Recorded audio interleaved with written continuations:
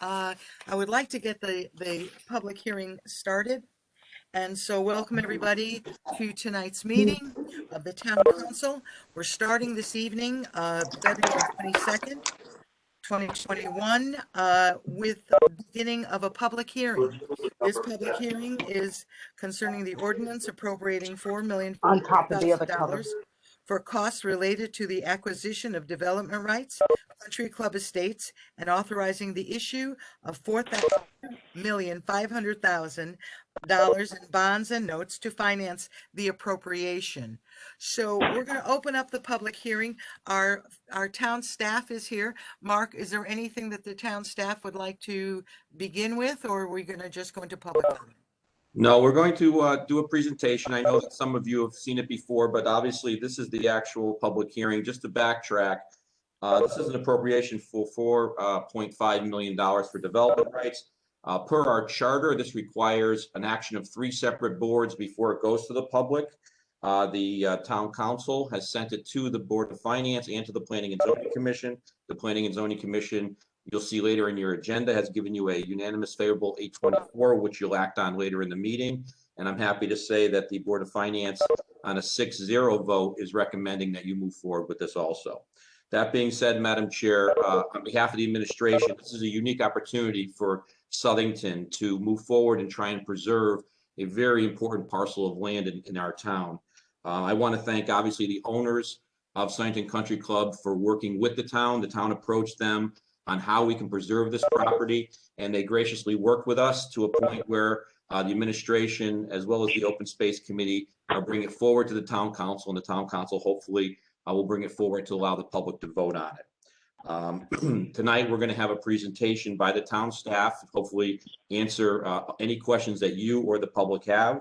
So I'm going to start first with the Director of Planning and Community Development, Rob Phillips, and the staff will go through it. And then, Madam Chair, of course, you will finish with any comments that you have at the end.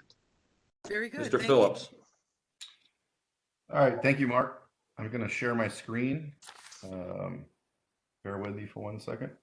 Hey, Rob, while you're doing that, can I just remind everybody, because we do have a large number of people, can I just remind folks, whoever comes into the meeting, if you're in, just please ensure that you're periodically checking to make sure that you're on mute so that everybody can hear the meeting and we don't have background noise. If I do put you on mute, it's because you've been identified as somebody who has an open microphone and is creating a little bit of background noise. So if the intention is to speak later, you might have to take yourself off of mute later on. Thank you, Rob. All right, thank you. Is this coming through my screen? Sure is. Okay, great. Good evening to all. Again, I'm Rob Phillips, the Director of Planning and Community Development. And I'll I'll start off this evening's presentation by just going through the agenda items that we'll discuss. And we're going to start off with open space strategy and parcel history.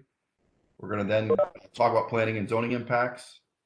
We're going to talk about the educational impact, financial assessment, infrastructure impact, and community impact. And with that, to start us off with a little history lesson, I'll turn it over to Paul Czaplinski, who's the chair of the Open Space and Land Acquisition Committee. Paul? Thank you, Rob. This slide is just a little summary of the items that the Open Space Subcommittee goes through whenever we consider a parcel for either acquisition or development rights. I would say that these are basically the key tenets of our strategy. And so any parcel that we're looking to acquire, we want to ensure that we are meeting some of these key strategic elements before engaging with a private entity on either purchase or development rights. In the case of the Southington Country Club, we did our assessment, and the Planning and Zoning Commission, the Open Space Committee, that is, I apologize, had overwhelmingly agreed that we checked all the boxes, such as this parcel contains about 2/3 of its land, roughly, is under what's called an aquifer protection zone, meaning it has sensitive water course underneath it for drinking water. I actually heard a water commissioner speak last week or so, and the person said, if this parcel were to be developed as approved today for a development, they wouldn't have enough water for this subdivision, and they would be needing to purchase water outside the town to bring water in for this subdivision. So Certainly, this is an important area for watershed and water supply. If you've been on the property, you know that it's got surface water and lots of ecology with the animals and the fish that live in the water. There's, of course, a critical wildlife habitat between those two. I told a story at the, I think it was the Board of Ed meeting. There was a time I was on the course a few years back and we saw 8 beavers that were running around one of the holes going in and out of the water course. So it certainly has a wildlife corridor component to it. Recreational opportunity goes without saying. There's a golf course on the property. Cultural resources, you'll see on the next page that this, I'm just going through to find out who's on mute. Mr. Chaplinsky, just shut everybody off that isn't speaking, please. Yep, I just did. Thank you. Thank you. That's okay. So the cultural resources, this was once a farm. I'll touch on the next slide. There's a lot of history with this and some notable family in the community. I'll touch on that in the next slide, as I said. And then, of course, strategic green spaces. When we talk about open space, the development rights would allow us to ensure that no development will ever occur on this, basically maintaining the green space forever in perpetuity.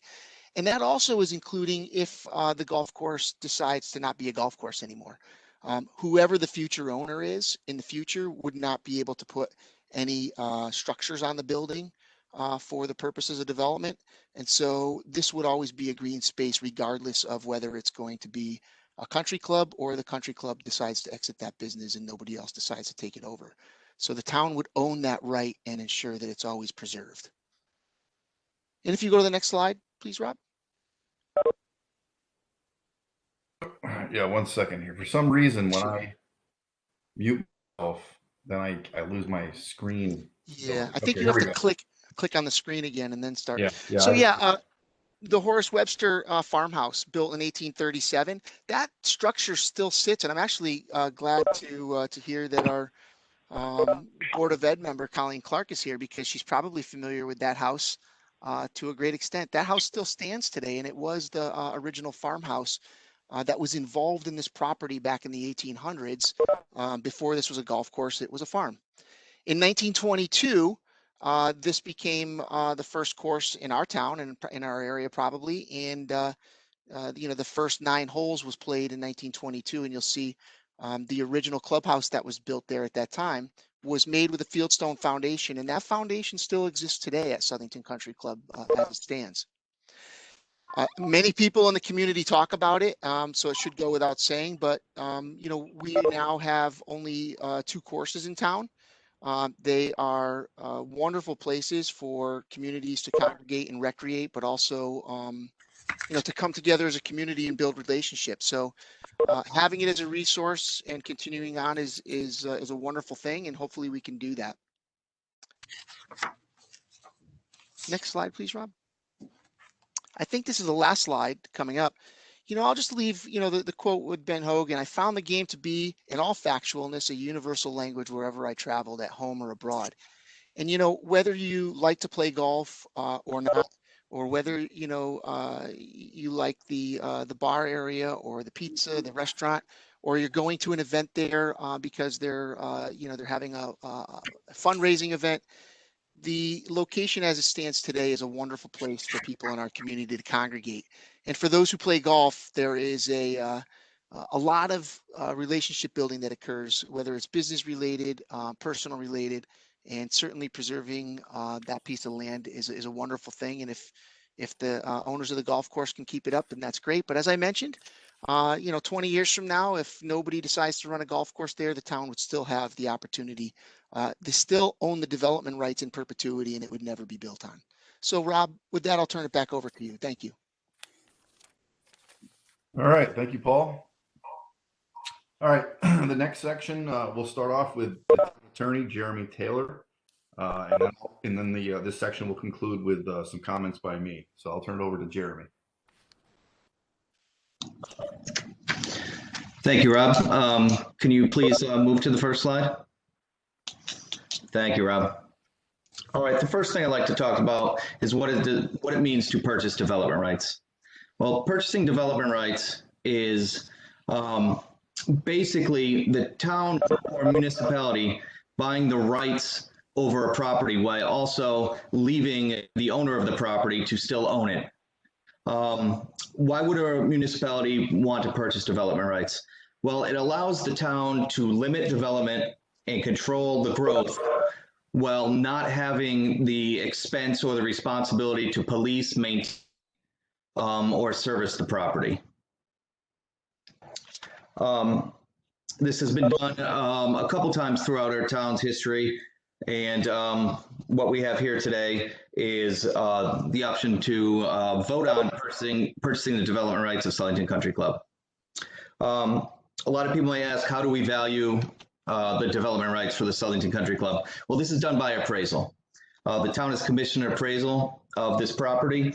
And how do we come to the conclusion of what the development rights are valued at? We take the value of the current use of the property, which is the golf course right now. Our appraisal came in at a value of 2.7 million right now for the golf course at its current use.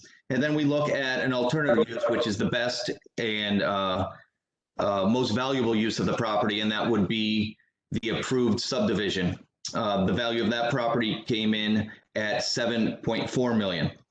So we take the average of the 7.4 minus the 2.7, and our appraisal came in for the value of the development rights of this property at $4.7 million.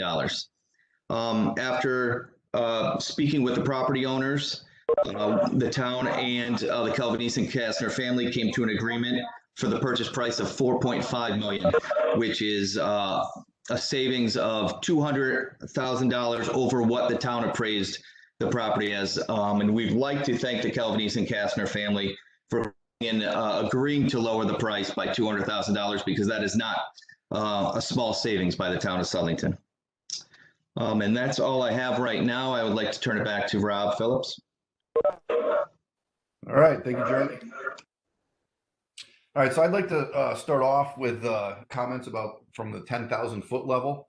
And what we'd like to do in the planning department is we'd like to look at our plan of conservation and development, which was last updated in 2016.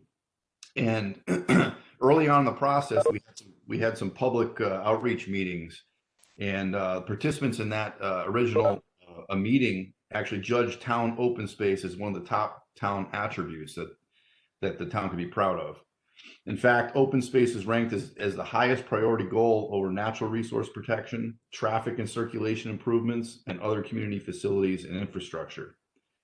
Through the POCD update, in fact, we had an exercise at the end where we ranked different priorities, and the POCD committee placed open space as a top 4 overall policy in the entire plan. So obviously it's an important initiative for the town.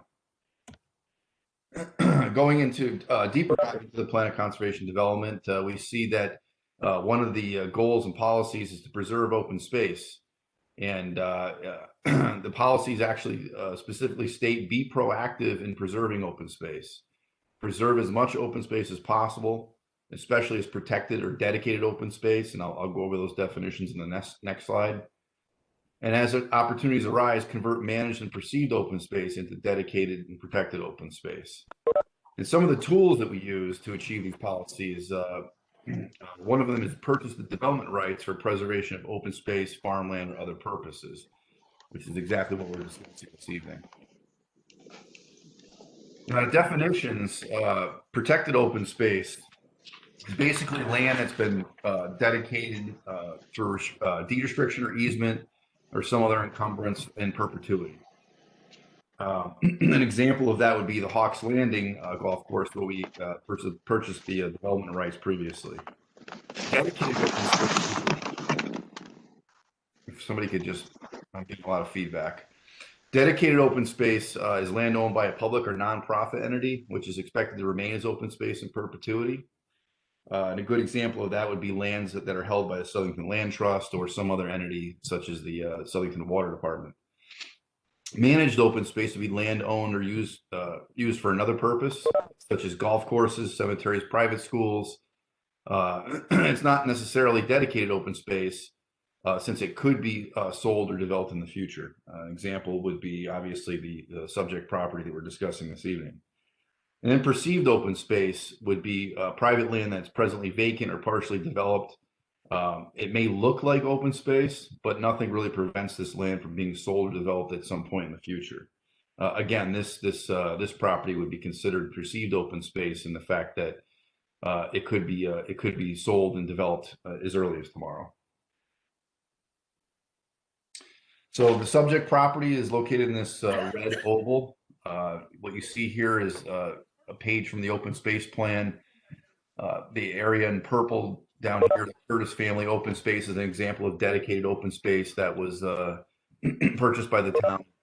Other areas you see in green are areas where land is owned by the town either through subdivision exaction, basically a dedication, or other means, such as the recreation park here to the west of the subject property. Here is the plan. This is an approved plan of this subdivision, approved back in 2007. It's still valid until this fall. And essentially what this shows is 114 single-family home lots and an extensive road network. This it's important to note that this is an approved plan. All of the soft costs and time and energy has been put into this development, and essentially the property owner could sell this off tomorrow, and all they would have to seek were staff level permits and then start building homes on this subdivision. So it's important to note that a lot of times we look at properties to see if there's development pressure potential, and this is the apex of development pressure, where there's an approved plan that can be built tomorrow. So some of the important things to note about the two different options: development disturbs 2 acres of wetlands and water within upland review area. It disturbs 2 acres of stormwater, or at least it adds 2 acres of stormwater detention basins discharging to wetlands. It would result in a stream crossing for the roadway network. And the property is located in a state-defined aquifer protection area. It's notable that Southington Well number 2 is also nearby. It would disturb 9 acres of tree and shrub habitat, and a portion of the property is listed in the Natural Diversity Database, which is a state and federal database for listed species and critical habitat. Preservation would basically preserve 77 additional acres of a protected open space. It's notable that the proposed 20 acres of the open space in a development option are actually a majority of wetlands, which would only really result in passive recreation opportunities. Purchase of development rights of this property adds approximately 14% additional acreage to the 700 acres of previously purchased town open space. That's obviously not an insignificant amount. And I had mentioned the natural diversity database, and you'll see our property is in that, again, in that oval red circle, oval to the bottom of the picture here. And you'll see these blobs and these hatch marks. These are all areas where state and federal listed species either have been found or critical habitat that supports them has been located. And you can see the western portion of the property is located in one of those areas. Now to touch base on the educational impact quickly. What we did was we have a number of assumptions here. We have an average of 4 bedrooms per home, and that's based on real-time data working with the Town Assessor's Department. The proposed 114 single-family homes and a residential multiplier, which is basically our best available data that would indicate what we would estimate is our potential yield of public school-age children. And it's based on Rutgers University data that was extrapolated to Connecticut. So just performing that simple calculation, we would expect a yield of about 108 public school-age children. And then taking the 2019-20 net current expenditures per pupil, that data was, I was able to get that data from the superintendent's office, and multiplying that with the estimated public school-age children would yield an estimated annual education impact of 1.323 million on average in perpetuity moving forward. And then just to touch base on the American Farmland Trust has done, basically produced a report and on a number of different studies across the nation. And it's quite clear that residential uses really don't pay their way. So residential development, for every dollar that's collected in tax revenue, would cost an additional 16 cents, $1.16 to provide services to that land use. And whereas you can see business and agriculture are substantially less. And that just backs up the development rights theory.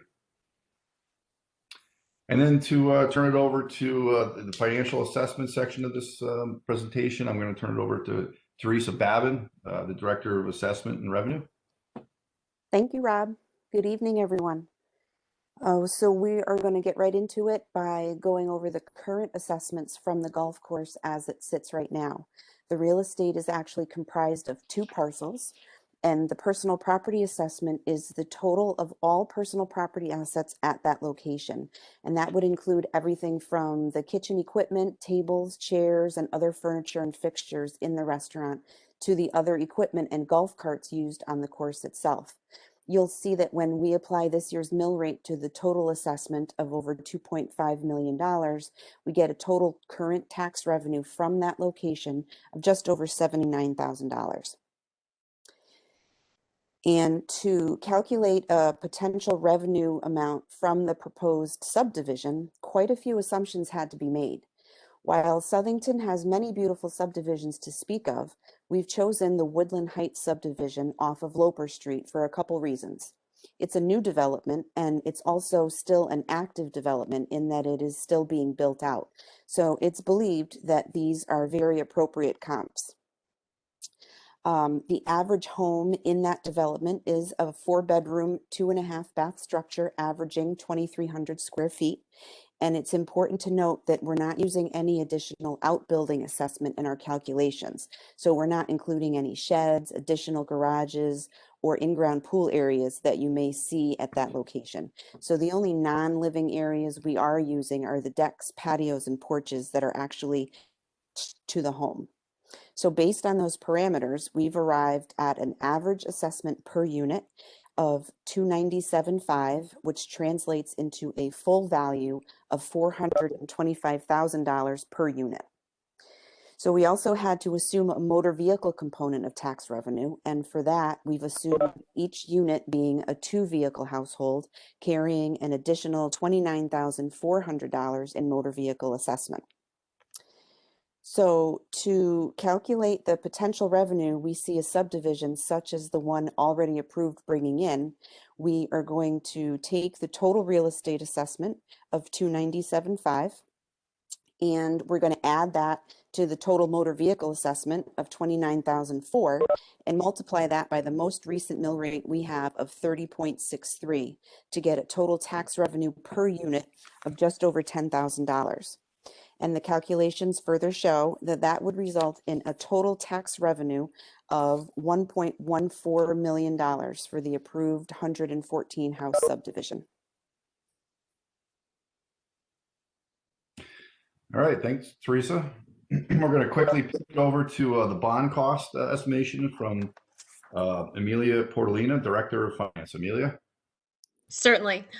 If we bonded the $4.5 million project, we would bond it over a 20-year period with an average interest rate of approximately 2.5% and level principal payments. And the payments would go from $337,500 in year 1 through decrementing to $230,625 in the last year. If you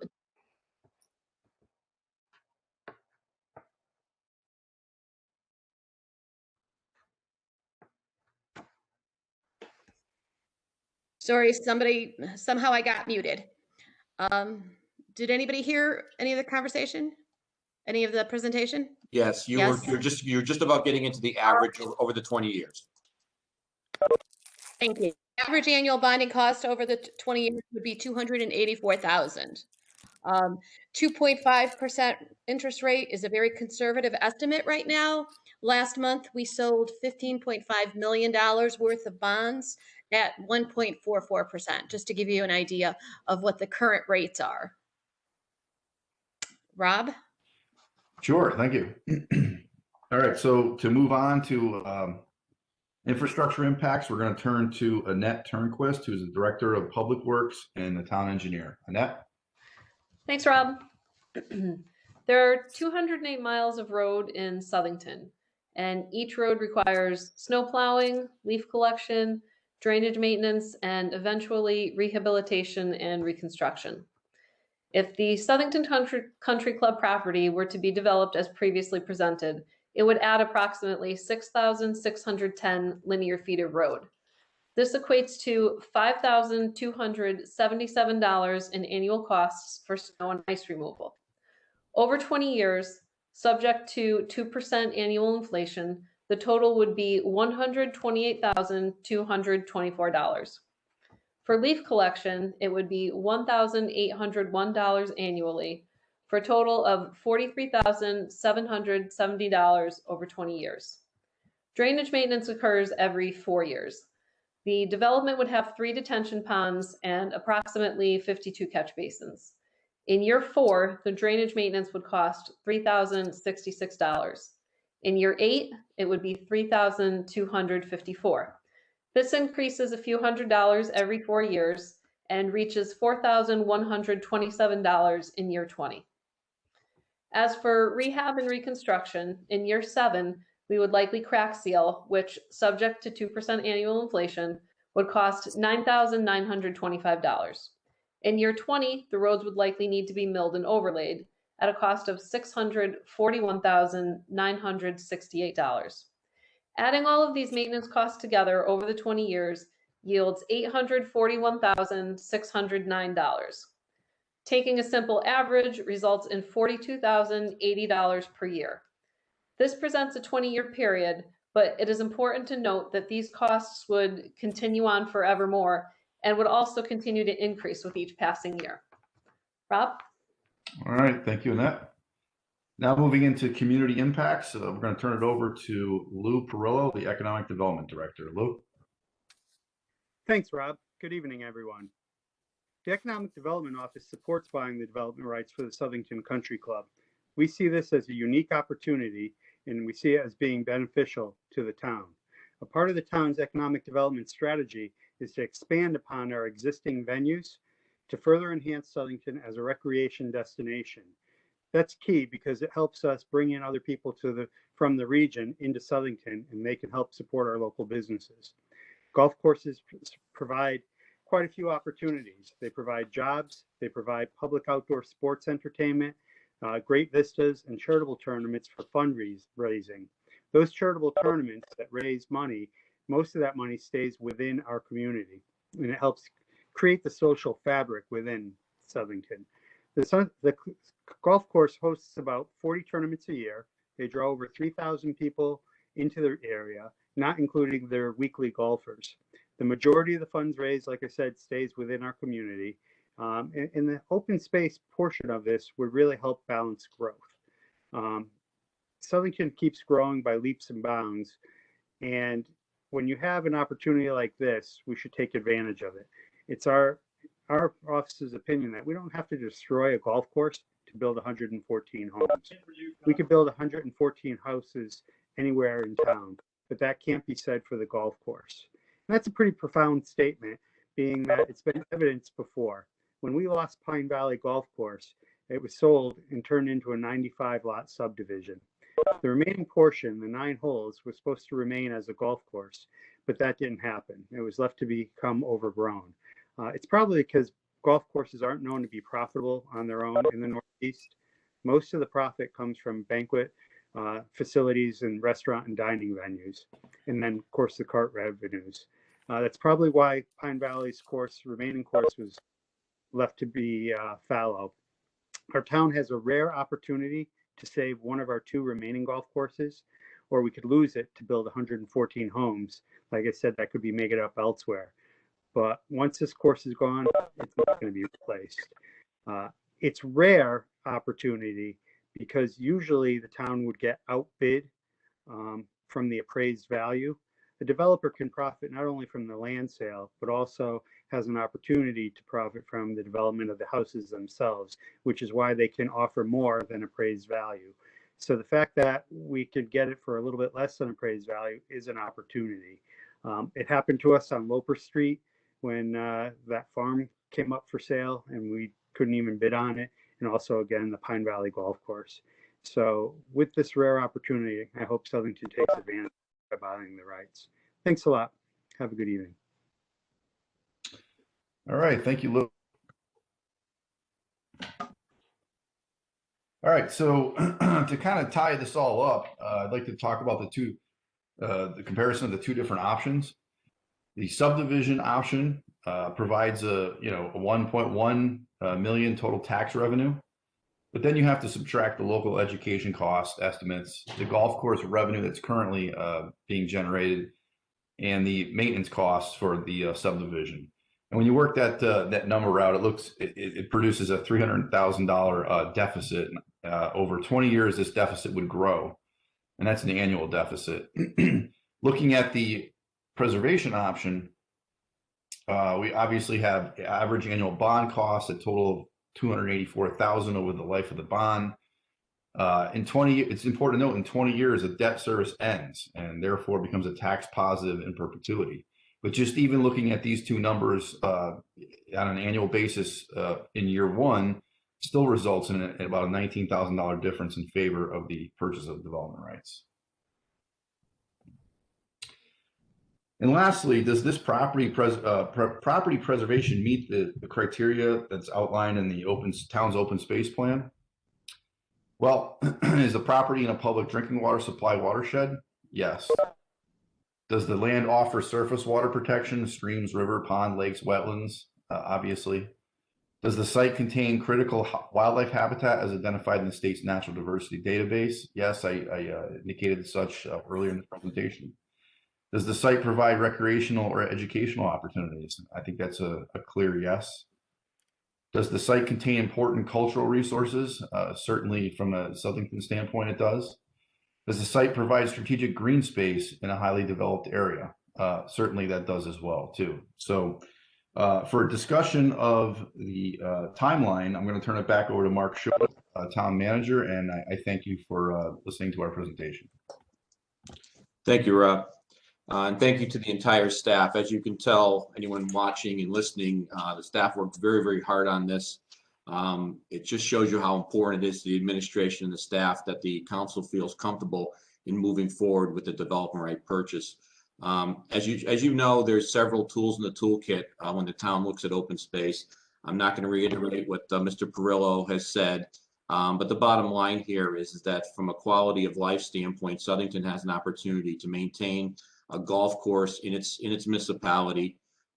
We have the ability to obtain an asset, which is a development right, and the development right very clearly states that it will maintain an open space area, golf course, or any other open space area. So what the town is buying is the ability to limit residential dwellings on that property, and that's a very valuable asset for the town to purchase. So we're getting an issue where we are able to stop the 114 house development, as well as maintaining a golf course, which we all feel is a great benefit to the town.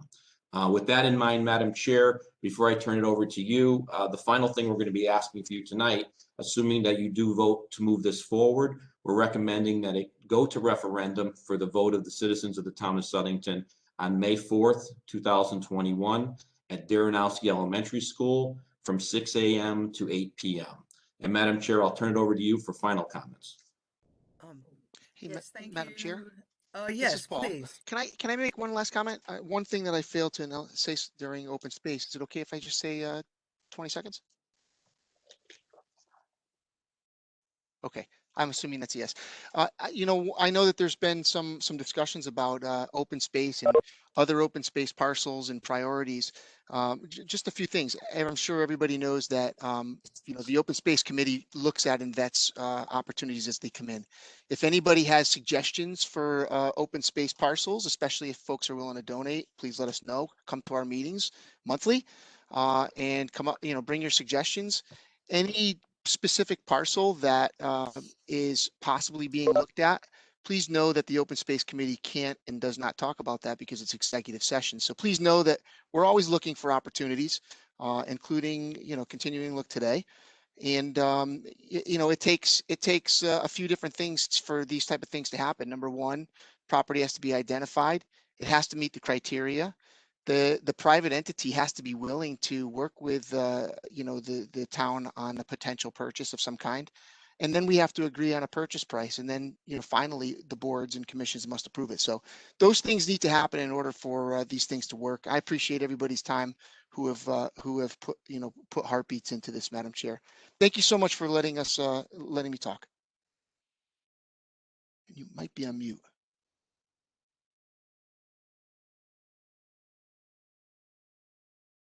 All right. Madam Chair, I think you're still on mute. I'm sorry.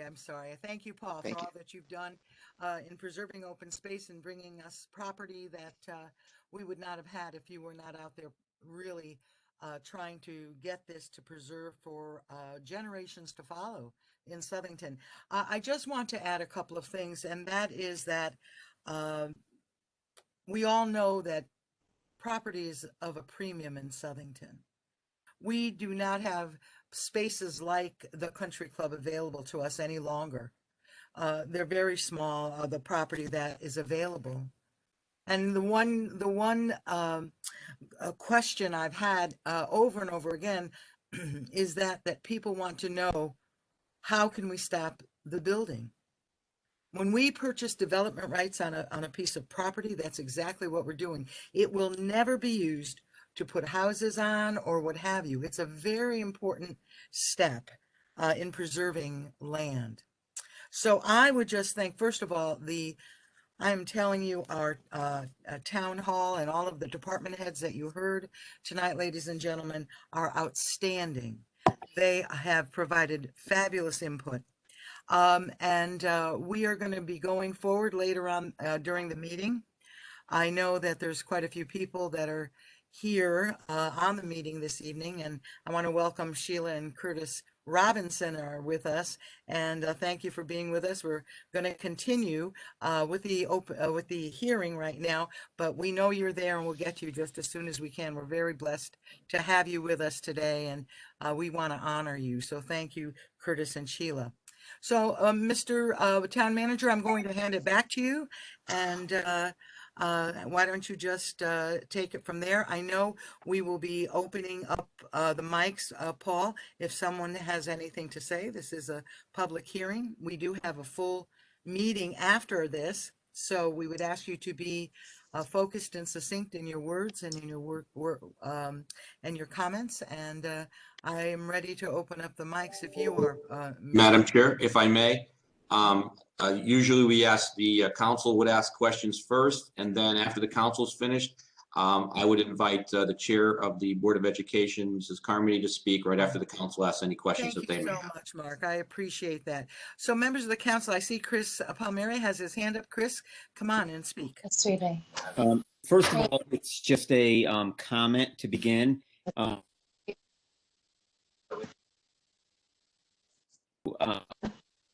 Mark, I want to tell you, just on behalf of the staff, I think everyone is still here, but this is the second time the council has seen this presentation. I'm more impressed every time I hear from our town staff, but I cannot thank you and the staff enough for the thorough overview they've given us in various aspects of the town. So it's an excellent overview, and I just want to commend all of you that are still here. I see some of you they're all still here. They're all going to stay through the public comment session, so they're all here.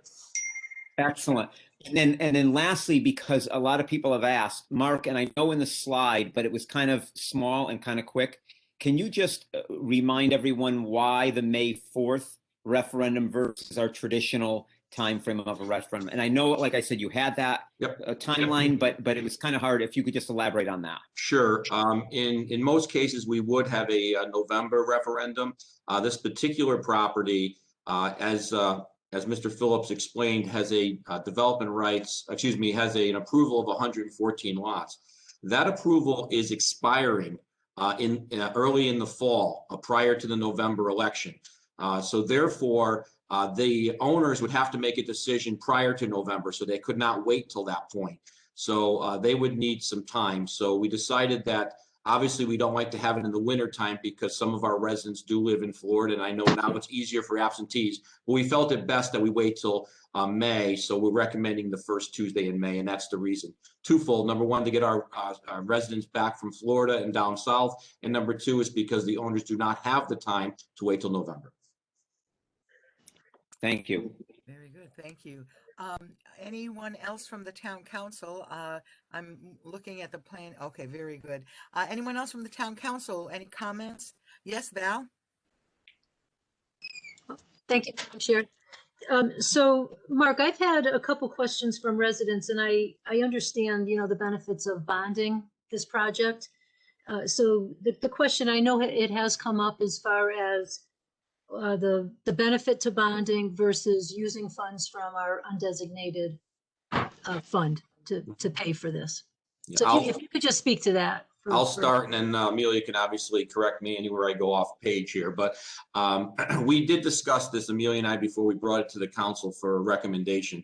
And although we do have what I would consider a healthy fund balance, it's not an unlimited fund balance. We want to make sure we keep a fund balance so that our bonding rates stay in a particular place where I think we are currently at, and I think that's very successful for the town. The second part of it is, as Amelia mentioned, borrowing money right now is very, very inexpensive.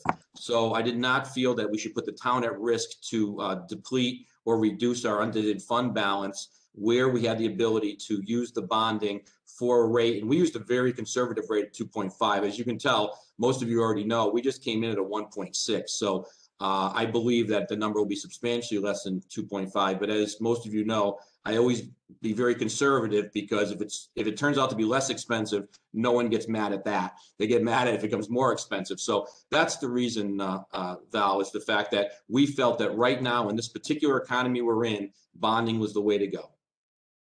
Amelia, correct me where I went wrong. No, you're absolutely right. We did discuss this, and we had determined that bonding would be the way to go. Because the bonding cost right now is so low, and 4.5 is a substantial amount to take out of unassigned fund balance all in one shot. So Great, thank you so much. And I just wanted to once again thank all the department heads and everyone for the presentation. It's excellent. Thank you. Thank you. Any other town council person wishing to address this at all? I don't see anyone. Okay, last call for town council. Very good. Right now, we are going to open up for those that are wishing to speak against this proposal. Actually, Madam Chair, Mrs. Carmody would like to speak next. Oh, I'm sorry. Of course, Terry, please forgive me. Go ahead, Terry. Have to unmute. There you go. Terry, you have to unmute your mic. Say, There you go. There you go. am I fine? You're Yep. good now. Okay. I want to say, first of all, that the study completed by the was very thorough. The 114 home units that could be built on the Southington Country Club property would have a significant impact on the school district.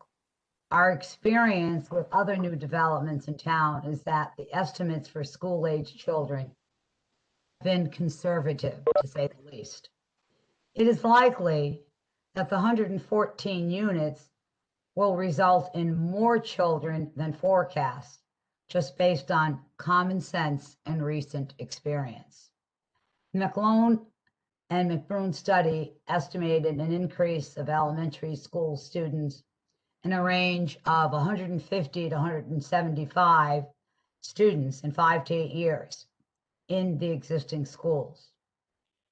The addition of an additional 100 plus students will have a significant impact on how students are distributed among the schools, and also an impact on the addition, an impact that it has on our operating budget. We know right now that South End School would not be able to house another 100 students. So doing a consensus of the entire board,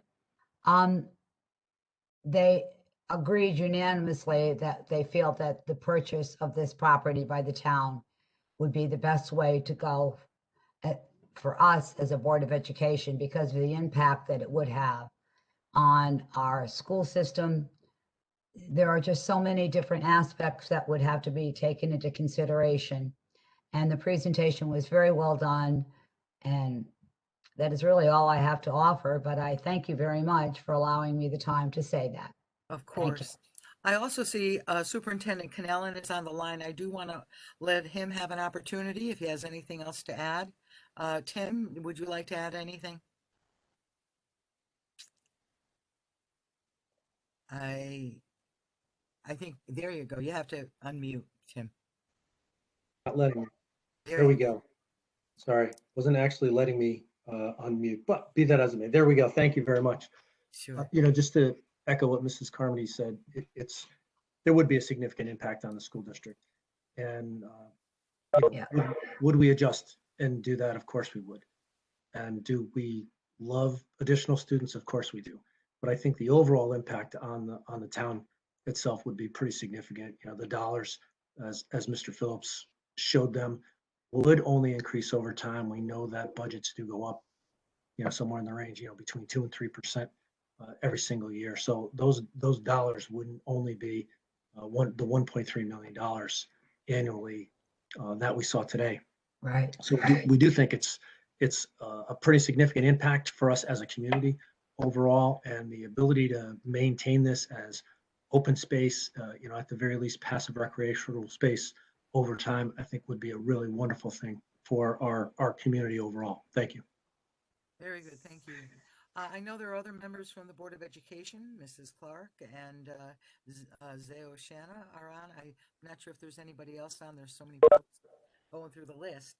If they have anything to say, if you all have anything to say, please feel free. I don't know if you'd like to remark or whatever.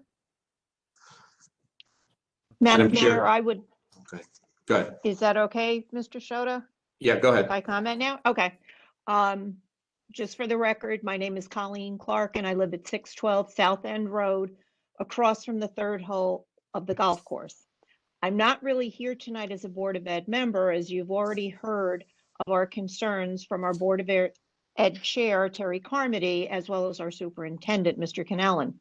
Tonight, I'm speaking as a concerned citizen who has lived across from the golf course for the past 34 years. When we bought our house, we loved the idea of living in an older home that had a beautiful mountain view with an added benefit of being a wonderful landing spot for errant golf balls. But when we got significant water in our basement, not coming through the walls, but bubbling up through the concrete basement floor, we learned that the golf course is actually an aquifer for the town well on Meriden-Waterbury Turnpike. It was explained to us that there are underground streams coming down from the golf course, which travel under the houses on South End Road and then on to the town well. When work is done at the golf course, which fortunately doesn't happen often, there is a possibility that the underground streams can be disturbed and we could get more water in our basement, as can our neighbors. If the property is developed, I do not know what impact that will be on the filtering of the water to the town well, nor what it will do to my neighbors' basements as well as mine. Additionally, I'm concerned for the wildlife which travels through and feeds off of the golf course. Watching families of deer on the course is not uncommon in the morning or at dusk, nor are seeing birds, geese, and small animals who live on the golf course. Where are they to go? The more we build, the more we crowd them out to go, I'm not sure where. Being the city of progress does not mean we keep building on all available land, but we move towards finding the best balance for residential, commercial, and open space. Please keep this parcel as open space for everyone, not just the golfers, to enjoy. Thank you. Thank you, Colleen. Zaya, did you want to add anything? Just really quickly, and thank you very much. Zaya Oshana, 21 Alpine Trail in Cransville. I was actually on the planning commission along with a couple of the current town council members were on there as well. We talked a lot about this when it came up. The only thing I'd like to raise, and Mrs. Carmody mentioned it, Mr. Canella mentioned it, I think the estimates, I mean, 114 units estimating one child per home. If they're 4-bedroom homes, multiple bedroom homes, I think is considerably lower. A conservative number would be, I think if it was always 2 point something students, I don't know how you get a point student except for mathematics, but if you just figure 2 students, that doubles the cost. We go from $1.3 million to $2.793 million. That's a lot of money. And the impact on the district, the impact on redistricting across the district, you know, between the elementary, the middle schools, and then up to the, obviously the one high school. I think we need to look long and hard at the impact of, and it's the impact of the schools, but it's the impact of the tax dollars that are associated with that as well. So that's the only comment I wanted to make, and thank you for the opportunity. Thank you so much. All right, I think that's it now. Madam Chair, may I make a suggestion? Because it's a complicated issue, we don't normally do who's in favor, who's against. We just say who anyone who wants to speak, because some people may not know if they were, they may want to ask questions. So instead of doing it that way, my suggestion would be is working with Mr. Chaplinsky and figure out who would like to speak, and then we'll handle it that way. That would be fine. So what I would say to you, Paul, you're all set, ready to roll, right? Yes. So what I would say to the folks that are in attendance, if you would like to speak on this matter, if you would raise your hand or indicate to Paul, he will set up a speaking list for this one situation that we're dealing with, this public hearing. So anyone wishing to speak, please let Paul know, raise your hand or signify Paul in the chat box, and we can go from there. Thank you.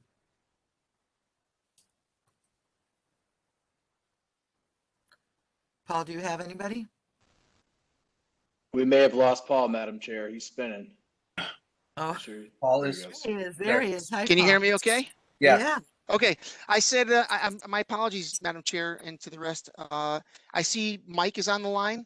So if Mike will mute himself, and then I would ask anybody else who wants to speak on this topic to type your name in the chat box. And after we're done with the folks on the computer, we'll go to the folks on the phone.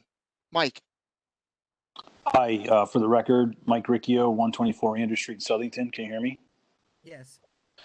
I just wanted to, before I start, I can't go without saying that was the most impressive presentation by a town staff that I've ever witnessed. So congratulations. And that includes the participation of the Board of Education. It was an amazing showing. So thanks to all of you. This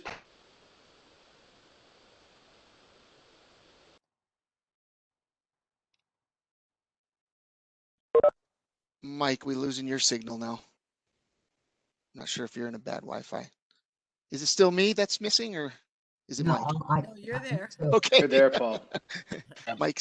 Mike went quiet here. And he's We going. can bring Okay. him in again later. Let's keep going. At least he got in the part where he praised the town staff. That's before he right. gave it away. Part is done. Okay. We can come back to Mike maybe after he has a better connection, Madam Chair, if that's all right. Sure, of course. Okay.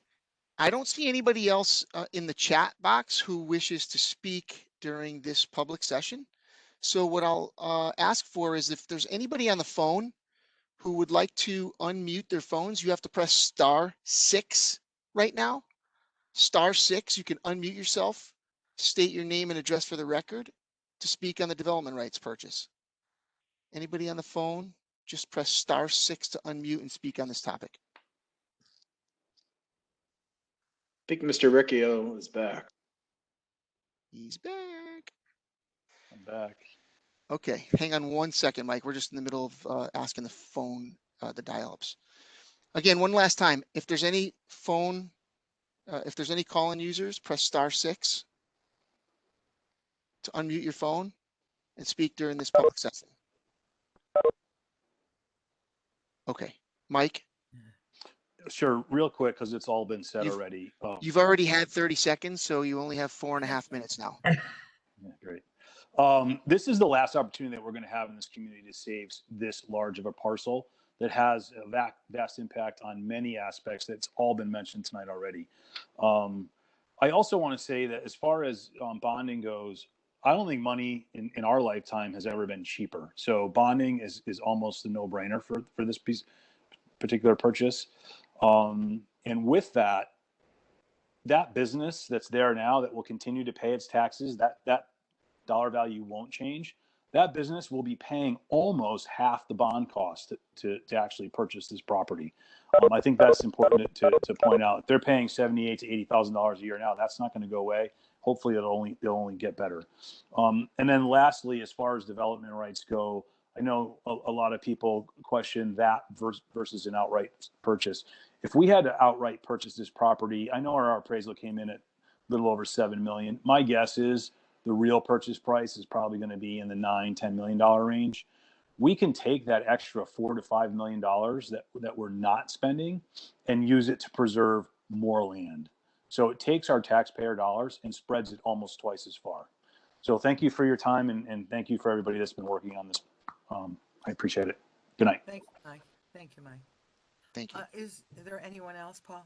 Madam Chair, I don't see any other requests in the chat function. Okay, our last call. I'll give you another call out. Anybody else? Very good. This Madam Chair, with your permission, I'd like to thank the town staff again and town staff, thank you very much and take the rest of the night off. Mark, this presentation is on video, right? And can be accessed on our website. Is that correct? Yeah, on the front page of the town website, you'll see it's in you could either do the written part that was presented by Mr. Phillips, or you can do a truncated version of the presentation. Instead of the 18-minute version, we have the 10-minute version on the town website. You can see it anytime you wish. Terrific. Thank you so much. Hearing no other comments, I am closing the public hearing right now on this matter, and we're going to go directly to our regular meeting. So thank you, staff. Thank you, everyone that was here to listen to the public hearing. And now we're ready to move ahead with our regular meeting. Madam Clerk, would you call the roll, please? Christopher Palmieri, Here. Christopher Poulos, Here. Paul Chaplowski, Here. Michael Del Santo, Present. Valerie DiPaolo, Here. William Diedick, Here. Tom Lombard, I am here. James Morrell, Here. Victoria Triano. I'm here. Thank you so much. Would everyone please stand for the prayer and our flag salute?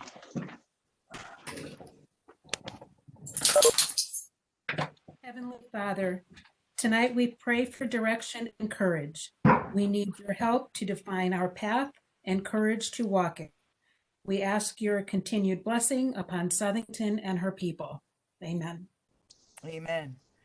I pledge allegiance to the flag of the United States of America and to the republic for which it stands, one nation, under God, indivisible, with liberty and justice for all. Thank you so much. You all may be seated. May I have a motion for the approval of the minutes of our last meeting? So moved. Second, Madam Chair, Del Santo. Okay, very good.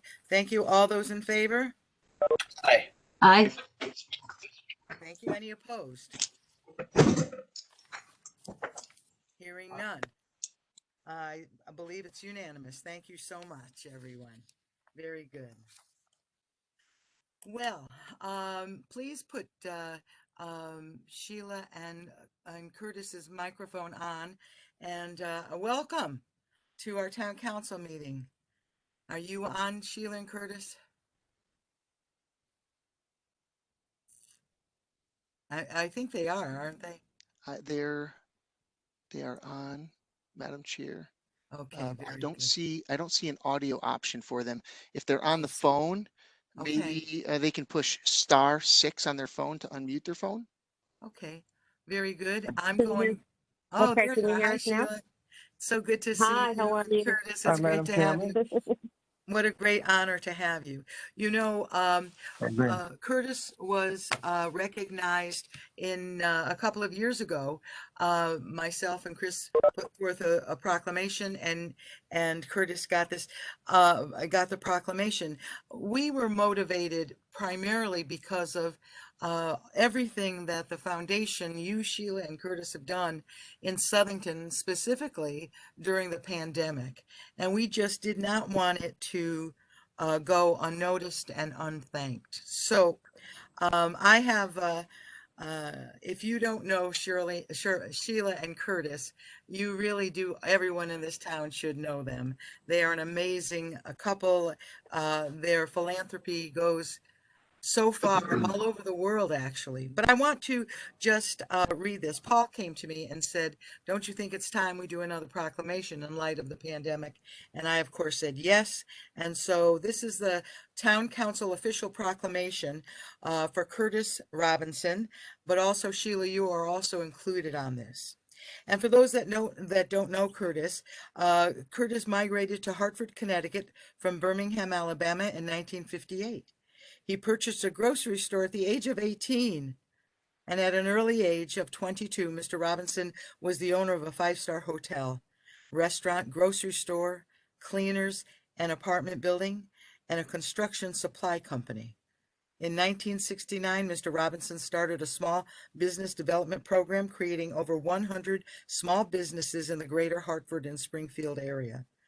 Mr. Robinson continued to grow in his entrepreneurial efforts over his decades in business as the owner, operator, and president of C&R Development Company, the largest minority construction management company in the East. He also previously owned C&R National ATM Company, which was licensed to sell and lease ATM machines in 38 states. Mr. Robinson previously owned RNG Parking, LLC, which operated one of the largest parking lots in downtown Hartford before it was turned into the Yard Goats Stadium. He is also the owner of 8 shops at Bradley International Airport, including Brooks Brothers and CNBC, and is currently the property manager of the Air Exchange Building, which is a 55,000 square foot office space building that is located on Bradley Airport grounds. In May of 2017, Mr. Robinson received an honorary doctorate of Humane Letters from Lincoln College of New England. He is the former president of Hartford Lions Club and has been the recipient of numerous awards, the Charter Cultural Center, Urban League of Greater Hartford, Anti-Defamation Torch of Light Leadership Award, George Washington Carver and Booker T. Washington Awards from the Tuskegee University, NAACP, 100 Most Influential African Americans, and many more. Oh my goodness, Curtis, there wouldn't be space in the, if we had any more, there wouldn't be any space. He is, in 2019, he was the recipient of UNICO's Gold Medal Award in Southington. Mr. Robinson is currently completing his autobiography entitled From the Back of the Bus, The Curtis D. Robinson Story. Mr. Robinson and his wife, Sheila Durant Robinson, currently reside in Plantsville. They have 7 children and 18 grandchildren and great-grandchildren. He and his wife are philanthropists for the Curtis and Sheila Robinson Foundation. They are also financially supporting efforts to combat abuse against women, HIV and AIDS, and poverty. The Doc Hurley Scholarship Fund, the Sickle Cell and Anemia Association, Southington Food Pantry, Southington Police, United Way, Bread for Life, the ACE Mentoring Program of Greater Hartford, and Jen Yeshuva School, the Greater Hartford Academy of the Arts, and so many more. Mr. Robinson serves on the board of the Trinity Health of New England, St. Francis Hospital and Medical Center, the Connecticut Hospital Association, the Bushnell Center of Performing Arts, overseer with the Dr. Ben Carson Scholars and the National Cobb Institute. He is the co-founder and chairman of the Curtis D. Robinson Center for Health Equity, formerly known as the Curtis D. Robinson Men's Health Institute. It is an innovative partnership between St. Francis Hospital and the minority community, specifically addressing the racial disparities in minority communities.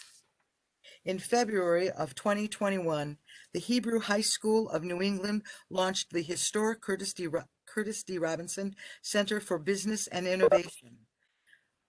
The school is a unique and first of its kind program teaching Jewish students both real world and collegiate style businesses and innovation courses in the preparation for higher education and owning and operating a business.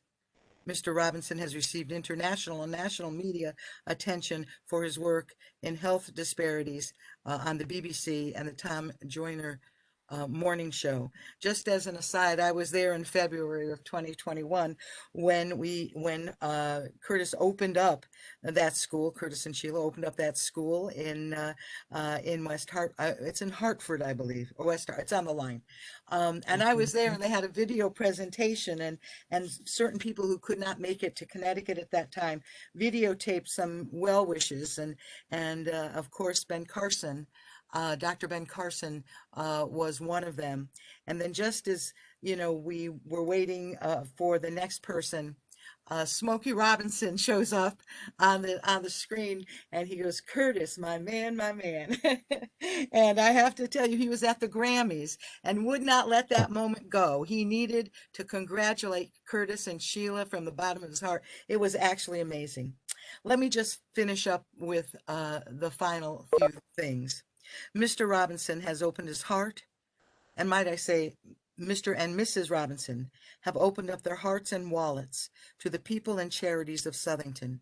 A few things Mr. Robinson has done through the Curtis and Sheila Robinson Foundation for Southington include provide body cameras for our police department, provided specialized breathing apparatus for our fire department to enable them to enter structural fires more safely, and donated thousands of dollars to help our fire department purchase smoke detectors for homes in Southington, supported the Canine Memorial at the Southington Police Department. They provided funds for a summer lunch program at Wheeler Village. Twice a year, he provides gas for needy families in town. He's provided turkeys and groceries for thousands of families throughout the Southington community, throughout Southington Community Services outreach. He has donated generously to Bread for Life, the United Way, the YMCA, and so many other charities. He's a key supporter and restoration of the chapel here at Southington Care Center. He has distributed N95 masks for Southington Police during the COVID-19 epidemic, feeding several thousand families via the USDA Farmers to Family Food Program during this past year during COVID. Curtis and Sheila were catalysts for bringing in those thousands of meals and boxes of groceries for needy people all over town. It was amazing. He provided gas for nearly 200 needy people in the Southington area during the townwide gas giveaway, providing hundreds of Thanksgiving meals through Southington Community Services, and a catalyst once again for Farmers to Families program, which provided 2,530 boxes of groceries for people. Now, therefore, be it resolved that I, Victoria Triano, Chairwoman of the Southington Town Council, on behalf of the entire Town Council, do hereby proclaim, and we don't do this too often, but after hearing all of that, I'm sure everyone would agree, that we proclaim February 28th, 2021 as the Curtis and Sheila Robinson Day in the town of Southington. And it's dated the 22nd of February, 2021 in the town of Southington. And it has my name and Paul, but it's on behalf of the entire council. And I don't know, I think we should maybe go out for lunch or something, Curtis and Sheila. I don't know, on the 28th to celebrate your day. Well, thank you. It's so Thank you. wonderful. Thank you. Thank you, Madam Chairman. Thank you, council people, we're elated and humble for this prestigious award. Thank you so much. Thank you. It's Sheila. great. Thank you, Curtis. Curtis, one of the things, I was at a Rotary meeting, they invited you to come and you graciously came. And one of the things you said that day has stuck with me for, I don't know, 10 years, 15 years, I can't remember the exact date. You said, God is not going to ask us how much money we made. But what is he going to ask That's us, right. Curtis? What's he going to He's ask going us? to ask her. He's not going to ask us how many homes or how many cars or how much money we have. He's only going to ask, what did you do with the gift that I gave you? Yeah, amen. And the So thing good. is that at the end of the day, you know, the body will go, but the soul will live forever. So you have to live for the soul, not the body. Amen, Curtis. Thank you Because so much. at the end of the day, none of this stuff mean anything. So we just try to give back, and we so elated. We were hearing the beautiful people of Southington, and we just love you guys. We just love the way you love this town, and thank you for loving this town, and thank you for welcome my wife and my family and my children, my grandchildren here. We love Southington. We love the people. Reverend Mickey, she's a God. She's a child of God, and I just want to thank you all for reaching out and giving us this most precious day for my family. We'll never forget you. Thank you. God bless Thank you so much. Thank you. Thank you, everybody. Thank you, Curtis. Sheila. Thank you, everyone. Okay. Yeah. We appreciate you so much in town, and just because of that heart that you have, we appreciate it. Thank you so much. Now, it's going to be a long meeting, so my suggestion was you get out while the getting is good. While the Madam getting is Chair? good. Yes. Madam Chair, Okay. can I just ask Curtis and Sheila, or actually, I just wanted to say congratulations. I wanted to ask Curtis if he has completed his book. From the back of the bus, the Curtis D. Robinson story. Has that been Not quite finished? yet. Not quite yet. yeah. Not quite. We're still Okay. working on it, but it's Great. I can't wait to read it, Curtis and Sheila. So thank you. Yeah, very good. Chris Thank you. Ponteray, I see your thank you hand. for having. If I could just make a comment. You mentioned this almost 2 years we gave this, and it's very fitting thinking about tonight because at the time of that proclamation, he was given the gold medal award, and from UNICO, it's a very prestigious award in town. And the motto of the club is service above self. And after receiving that award, it's clear how much Curtis and Sheila put service above self. And you outlined that in the proclamation. So truly, we are very grateful to have such fine residents like Curtis and Sheila Robinson. I just want to thank them for everything they do for the community. Thank you. Thank you. Thank you so much. Absolutely. Good night, good night, Sheila and Curtis. I love you. We'll be in touch. Good night. God bless you. Thank you. Thank Good you. night. Very good. Good night now. Thank you. Well, that was exciting and wonderful people. I want to also recognize Henry Slarsky. He's 100 years old today, and he is an E6 staff. He was an E6 staff sergeant in the Army during World War II. So we send out our best greetings to Henry and wish him well. And in Italian, we say Cindana, another 100 years. So we thank him. We now are going to turn our attention to a resolution.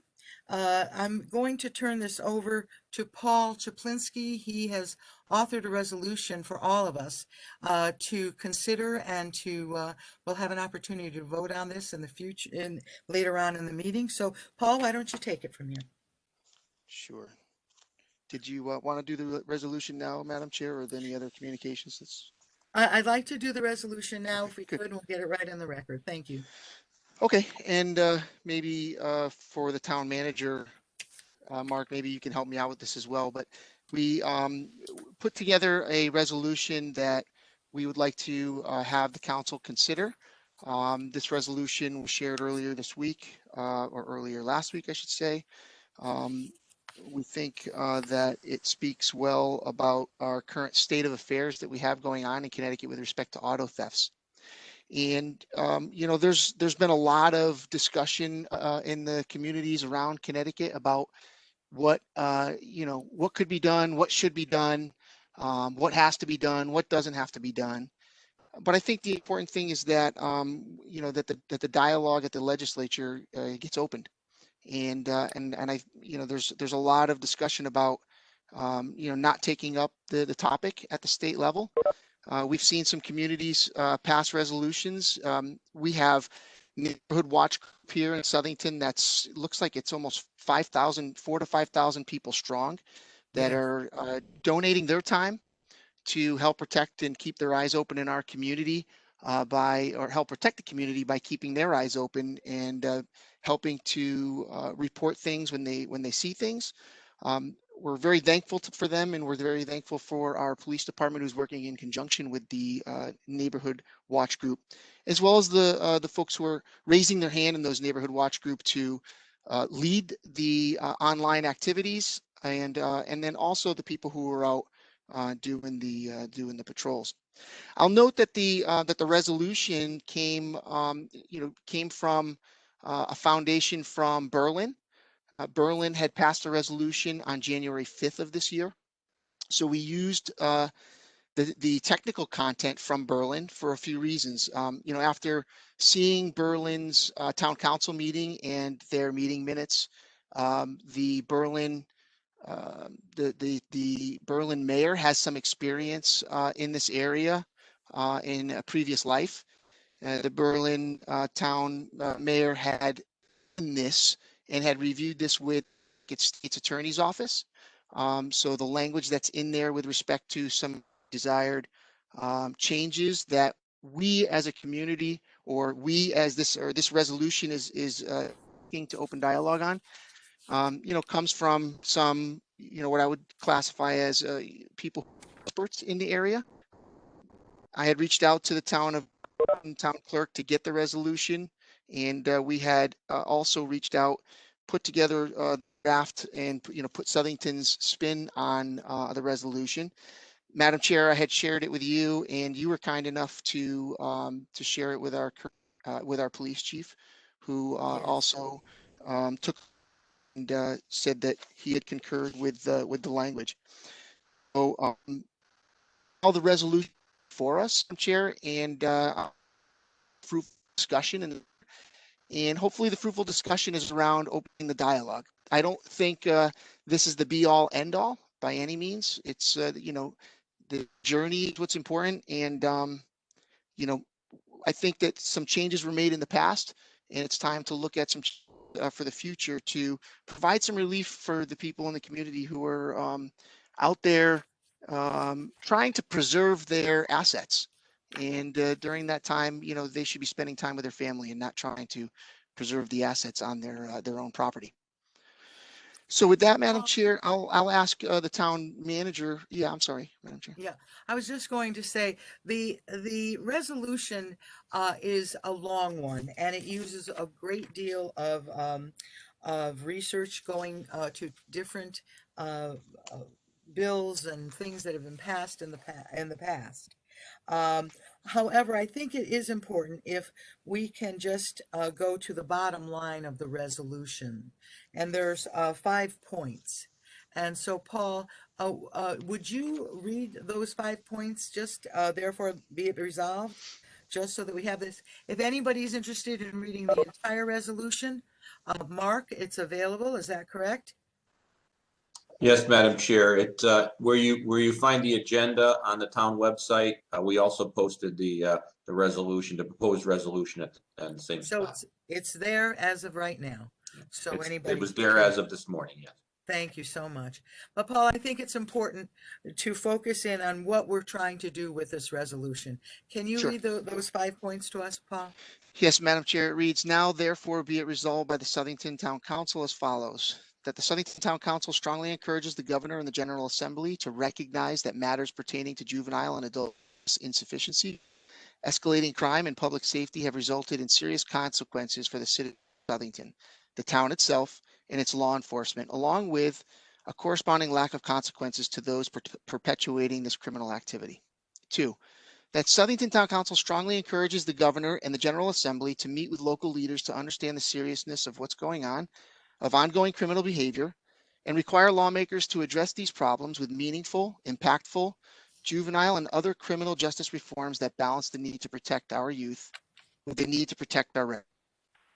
That in the interest of fairness and to ensure the state of Connecticut is responding to the needs of constituents, the Southington Town Council supports and strongly encourages a meeting with the governor and the General Assembly to partner and identify solutions that are in the best interest of all stakeholders.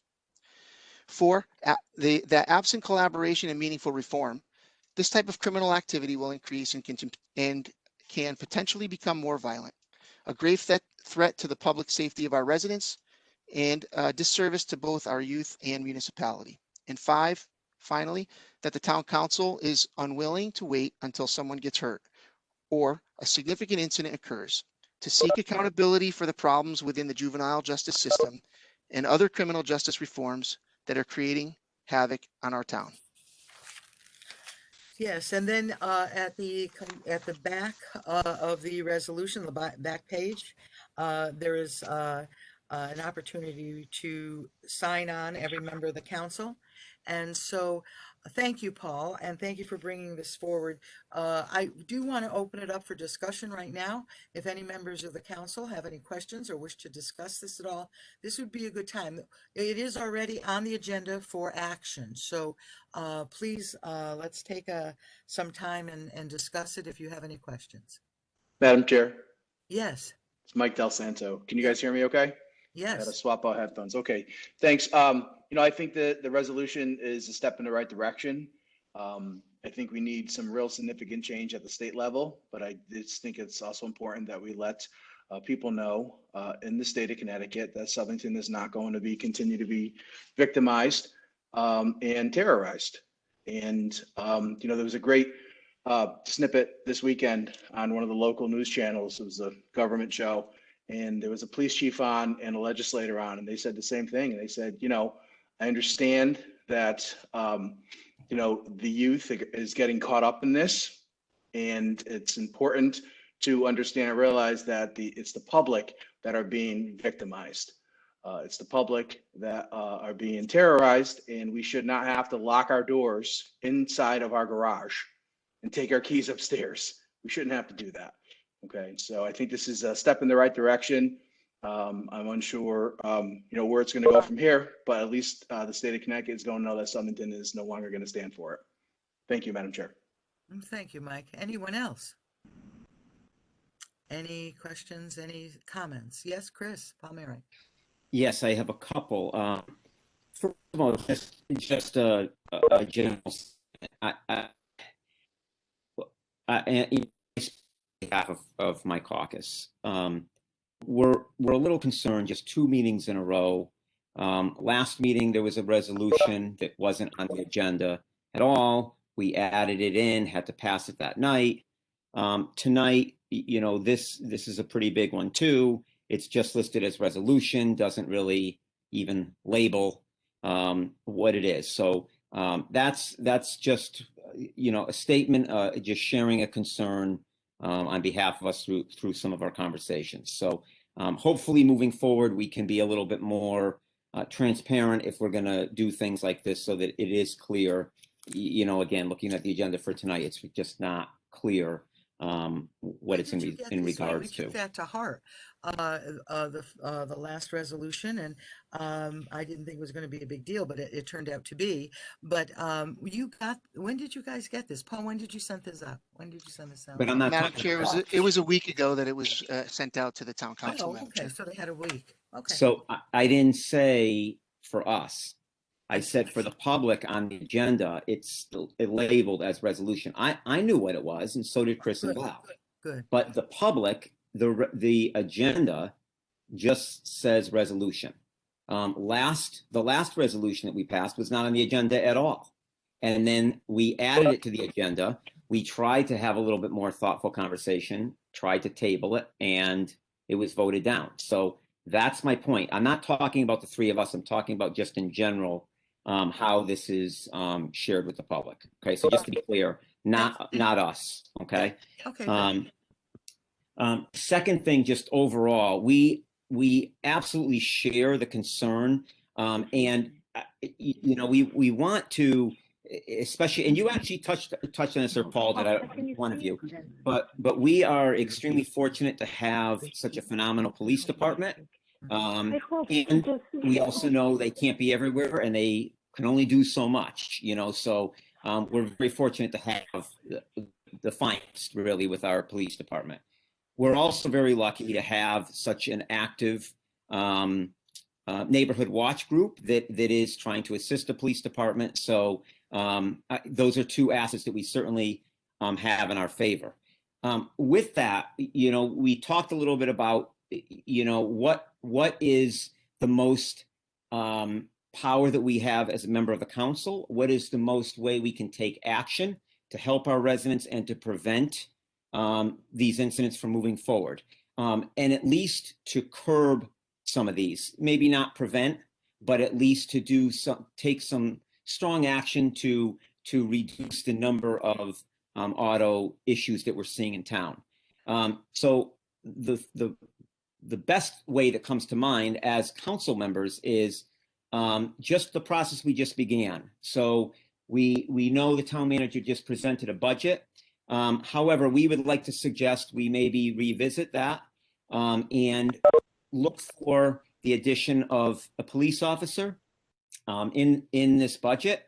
I know the town manager did present it. That is, actionable, and it is absolutely something that this council could stand behind. Again, not that the police can be everywhere, but it just helps.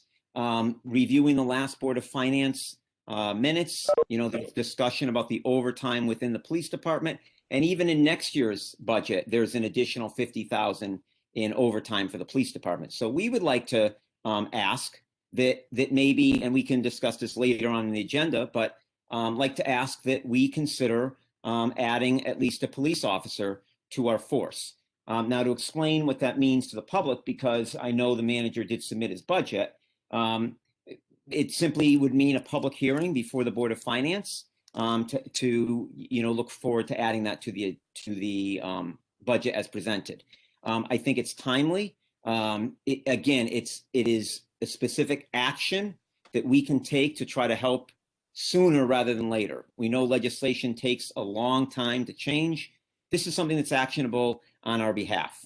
So I'd like to, I don't know, we can discuss it further later in the agenda because it is on the agenda.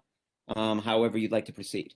Yeah, they're not mutually exclusive, Chris. My response is we can certainly look at that after the budgetary process is presented and comes before us. However, we are in a situation where one officer is not going to turn the tide. We are looking at laws that allow these groups of young people, some older than that, but mostly younger people, to go out in the middle of the night and take your car and go through your car and break into your home to get your car. And the legislature has not done one thing to prohibit this. As a matter of fact, from what I understand, the laws that have been recently passed completely tie our police department's hands. So even if we put 5 more police officers on, their hands are tied at the state legislature. We are begging the state legislature to do something to bring about justice and also consequences for this kind of action. We are sitting ducks, and we are not alone in this. We're seeing this in other communities, and we are completely in agreement that the only thing that we can do is to change the laws. Let our police be police. Let our courts be courts. Let the police officers arrest, bring them to court, and not just release the offender, but there would be consequences for their actions. There is my fear is that somebody's going to be hurt, because I'm telling you, the people in Southington, although they have banded together in a way that nobody ever expected with this neighborhood watch, I mean, they're out there patrolling. They are working hand in hand with looking and not apprehending, of course, they're not police officers, but they're watching like crazy. And so we have 4,000 or more people signed up for our neighborhood watches, and we're still having difficulties. Why? Because when the police come out, they can't pursue, they can't arrest, they can't stop a vehicle, they can't search a vehicle. It's really bad. And so I understand what you're saying, and we certainly can continue the conversation for additional police. I would love that. But this is something different. This takes it to the root, and the root is that the legislature have failed the municipalities that are not cities. We are dying, and so are other communities under the burden of this loss of property. And then when they steal cars, they trash them, and it's got to stop at the legislative spot, Chris. That's my feeling anyway. And certainly, I would very much like to have a dialogue with you about adding more police to our department. That would be wonderful. But that is not really the issue. Well, we can discuss that, I guess, more a little bit later. But do you want that as a separate motion? My concern is that the budget process has started, and honestly, if we had this meeting a couple days earlier, because Mark just submitted his budget. But again, there is a process to move forward. And I'm not saying that one officer is going to be the solution, but I think we all know that passing a resolution is not the solution either. So what I'm suggesting is the more manpower, the more resources we can give our police department, we can do our best to kind of curb some of this, and they can't be everywhere. They do a fantastic job. Of course. And thinking about the number of incidents that we've had in town, and if you look at the number of the perpetrators that they've actually caught, it really, again, the problem is, what can we do to add more resources to support our police department locally? So again, I'd like to continue the conversation tonight because the process has started with the budget cycle. Well, I'm not, we just got the budget, as a matter of fact, but I would very much like to talk to you further on it. But tonight this is on for action. And Madam Chair? Yes, Paul? Just to piggyback, I told all of you here that I was a victim of this myself, right? Somebody broke into my home. Right. Broke into my home and stole my brand new car, my wife's brand new car. So I may be a little bit more passionate than maybe some who haven't had this done to them. But I'll tell you, in the last handful of months, I've also spoken with a lot of professionals. I had one professional law enforcement officer who told me a story that they did a recent investigation a year ago, and they bumped into a juvenile who had several dozens of car thefts that went without any type of accountability, no real accountability. So we're not talking one, we're not talking two. I think there's a meaningful way that the legislature can work on, how do we ensure that there's an equitable way to give, maybe the person who, needs to be helped and reintroduced into the community as a productive member of society. That's great. Is that the first time, the second time? There's a lot of these incidents where there's multiple incidents that are going unchecked, and a lot of that has to do with legislation. There's currently at least 10 bills right now sitting at our state legislators, 10 bills between the House and the Senate bills that are being ignored. They're being ignored because the folks who are in charge don't want to take these up. And, this isn't one person coming up with an idea that, maybe somebody might look at it and say, oh, wow, that person, they maybe don't quite understand the system. There's 10 and they're growing. Every week there's another one coming on.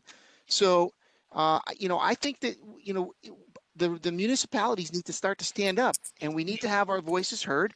And the governor and the legislature needs to hear that this needs to be something that needs to be taken up. I support Chris's call for talking about resources.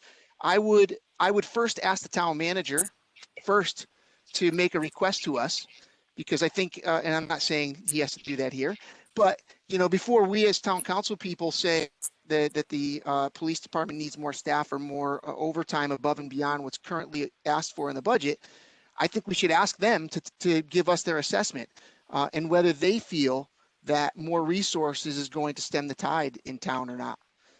I can tell you that I've heard many people say that the real issue lies in legislation. Madam Chair, Yes, Tom. this is Tom. Thank you. Councilman Palmieri brings up a good point, and I think it's worth noting for those listening in on the call and the public that last year, maybe it was 2 years ago, so correct me if I'm wrong, we as a council, we did support additional manpower for the police department. So that would also be Two noted. last year. Two last year. Yeah, two additional police officers. And I know all 9 of us on this council have made our intentions very clear to the police chief that we support them. Whatever resources they need, let us know.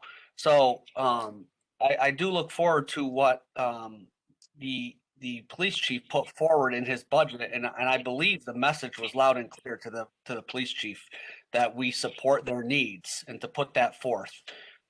So, if he's not asking for more additional officers in this year's budget, then I think we should stick with what the police chief requested.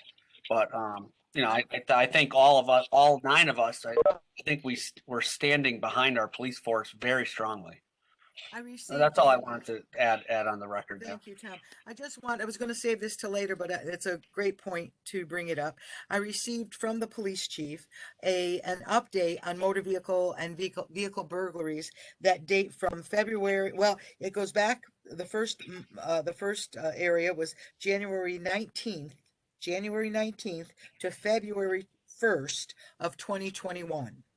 And then the second column is February 2nd to currently. So back in the month of January, we had 12 vehicle burglaries. We had 70 motor vehicle stops. We had 49 suspicious motor vehicles. We had 23 suspicious person calls, and we had 4 thefts of motor vehicles. The neighborhood watch group is in full force. So from February 16th until currently, from February 1st to February 2nd, currently, we went down in vehicle burglaries by 7. We did 130 motor vehicle stops as opposed to 70. We investigated 61 motor vehicle suspicious cars, and that's down from 49. Up to 40 from 49. Persons that are suspicious, we remain the same at 23. And theft of motor vehicles, we've gone down by 2, half. So the police department is working very hard. Our neighborhood watch, all this does, this resolution gives a little bit more encouragement to the local legislators to stand in the gap and make up the hedge and give us the tools so that we are not victims, but rather we have tools. Our police department have tools that they can use, our court system. And so anyway, I've spoken enough about this. I don't know if there's anybody else who wants to talk about it. I want to make sure I give you opportunity. I obviously am very in favor of this resolution. Just to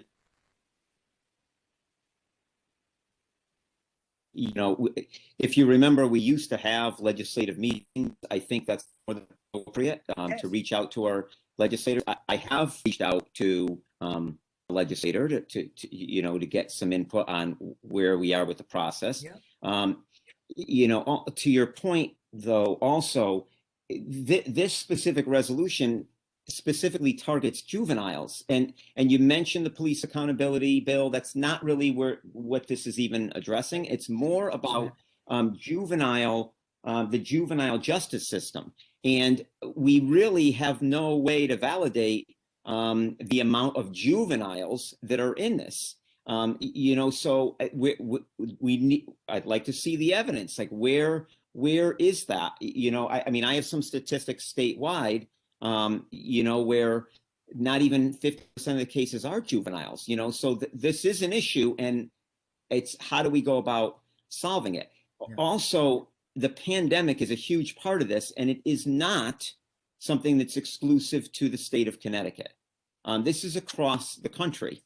You know, so this isn't because you've mentioned, you know, legislation in Connecticut a couple times, but this is not an exclusive issue to the state of Connecticut. So, you know, again, we can talk more about this later, but you know, I do really feel that within the scope of our authority, and I want to be authentic to the people that are here, but the best power that we have is really maybe looking at giving more resources to our own police department. Okay. And they would tell you, the police department would tell you that they are juveniles. They may not be under the age, all under 18, but they are juveniles. And they would also tell you that the court's hands are tied.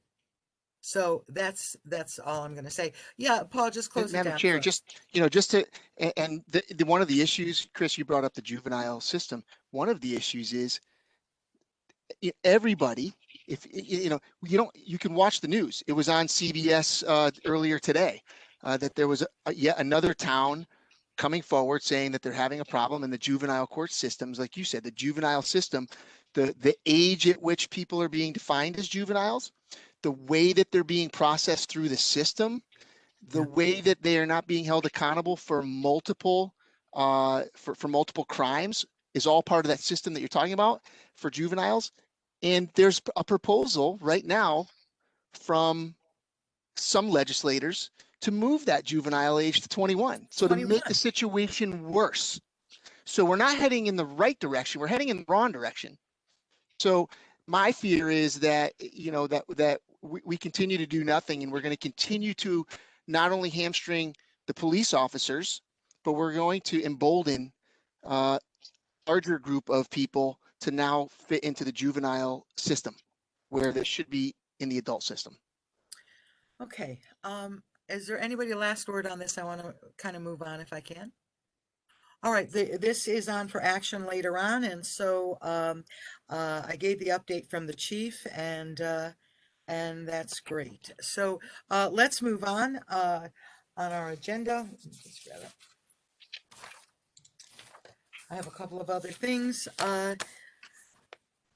And also I just wanted to thank the PD and also the neighborhood watch groups. They're both doing a great job in consort, and they really are trying very hard to make a difference. I also wanted to mention today to the council members that in executive session, we are only going to handle contractual matters. There was another item in personnel matters that is not going to be discussed today in executive session. I also want, and this, I want to make sure everybody has enough time. That's kind of been an issue for folks. So I just want to let everyone know that tomorrow morning, you'll be receiving the introduction of a proposal for the establishment of a diversity and inclusion subcommittee of the town council. Val and I have, and Michelle LeBron and Pastor Ron Brown have been talking about something like this. And so there will be a proposal that I put together that has been tweaked a little bit from our side, and you'll receive it tomorrow in the mail. We are hoping for a discussion and any information that you all would like to add, or we can discuss it all at our next week. So that'll give you two weeks to go through it, and so that'll be good. Let's just open it up. Yes, go ahead, Chris. Just about that, I just want to confirm this is part of the work that Val did with you as well? There are, yes, there are aspects of that. There are some things that I felt we needed to add, and some things we needed to subtract in order for us to form a consensus. And so that it's a proposal, and it's open for discussion openly on the floor next meeting. So you'll see it tomorrow, and you can look it over. If you have certainly any questions, you can give me a call and we can discuss it. I understand. It's very similar to what I was just mentioning, you know, like Val was a critical piece, and I viewed you two as partners, and now you're saying that you actually changed some of that without Val's input, and now you're going to send it to us, and then we can, after the fact, add our input. I'm just very concerned with the way Yeah, so let me just say to you that we cannot speak about the proposal that, that Val and I worked on together because, as you know, that was not done in public session. So let's So, do it in public. that's what I'm saying. So I am going to use this proposal that is, we've formed a consensus on our side. We want to give you an opportunity for input. We certainly are willing to change things. We did that in the resolution, and that people are upset about. But feel I we're- appreciate that. I just feel it's not collaborative, you know, so I appreciate that. Well, you that haven't people, even read it. You haven't even read it. because you're not involving us. That's my point. It's But not you haven't even collaborative. read it. There are aspects that Val had put in this. There's aspects that Michelle LeBron have offered, and there's aspects that I have put in it. And there are Madam Chair, can I Yes, ask a of course. question? Sure.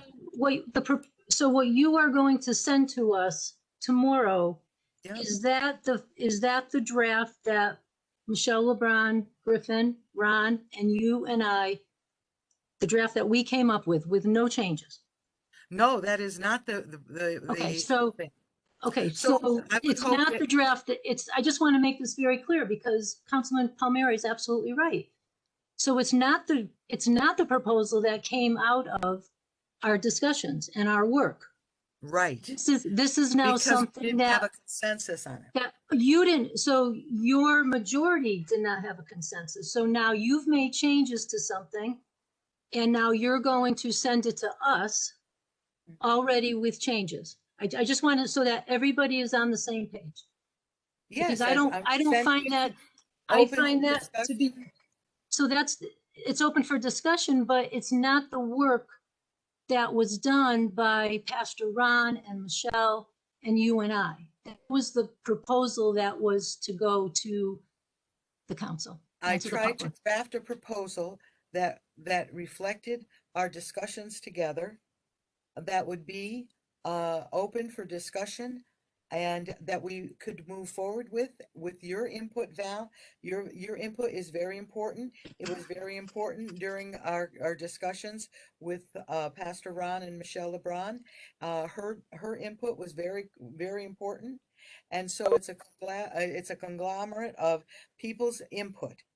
We will discuss it, and we will move forward with a proposal that will provide a diversity subcommittee for this council. I am trying very hard to accommodate, very hard. And the reality is that if there was not consensus on the prior draft, then I am offering this as an offering to see what we can come to consensus. So that's all I'm doing. But since for years now I've been talking about a subcommittee on diversity, and after speaking with Michelle and with you, the whole idea of inclusion came up. And I would love for that to be involved in the subcommittee. But it is very important that we get a working document. And the only way we're going to do that, I understand 6.3, but the only way we're going to do that is if we can come together and talk about things and keep the politics out of it. I want a diversity committee from this council, all of us. And so Madam Chair, if I can speak. So let's be very clear here. We had a document. We had the document. You and I worked collaboratively on it. Yes. With Michelle and with Ron Brown. Yes. So that document is not being presented. You now have changed that document. Yes. Okay, so I just want that to be very clear to the public that what we put together is now you've looked at with your caucus and you've changed that. And this is what you feel that your majority wants to propose. It's a starting point, yes. It should, well, I was hoping that, that shouldn't just be a starting point. This has taken a long time and a lot of work and a lot of effort. And that document was, was tweaked and was worked on so that you believed you would be able to have approval. So I find it a bit disingenuous. I have been pushing this almost the whole term since I penned the statement about our call for action. Yeah. And so, and I have too, Val. I agree. I agree. And I welcome that. I was very glad that we were able to work on that collaboratively. But right now I feel like you've hijacked this a bit. No, I and now have you've not changed hijacked it. at all. Okay. I'm saying that if that particular document that you and I worked on was not received as well as it could have been, if there's not a consensus on the council, then I am not willing to throw it out the window. I want us to work again. I want us to look again. You and I have been working a long time on this document. The first document did not fly. And so all I'm saying is that this new diversity and inclusion subcommittee of the council is similar. It went back because I wrote an original document to our working group. And Michelle graciously changed wording and what have you, but the elements were still there, Val. So I'm still believing in those elements, and you were in agreement with those elements when I brought them up. They were reworded a little bit and wordsmithed a little bit. So I think that this is too preliminary. I think that you need to read the document, and then let's see if we can come to a consensus.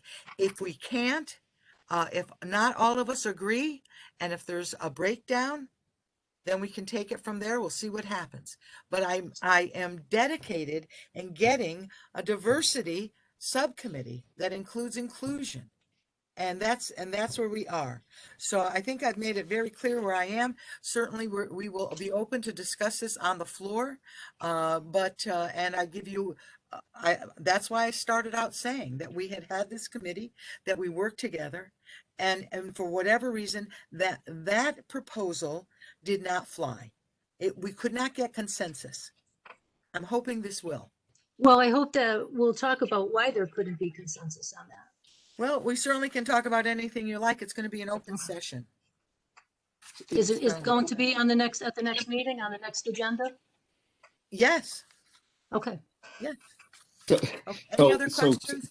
But to Val's point, Vicky, why not share the original proposal and let it be vetted out the way it was presented? Because what you're saying is that it was decided amongst your side behind closed doors, and it wasn't discussed in public. Well, the fact of the matter is that when you have 6 people on the council, we all have our opinions. We caucus the same way I assume you all caucus. And there's 9 people on the council, Vicky, not 6. And that's why I'm telling you about it now, Chris.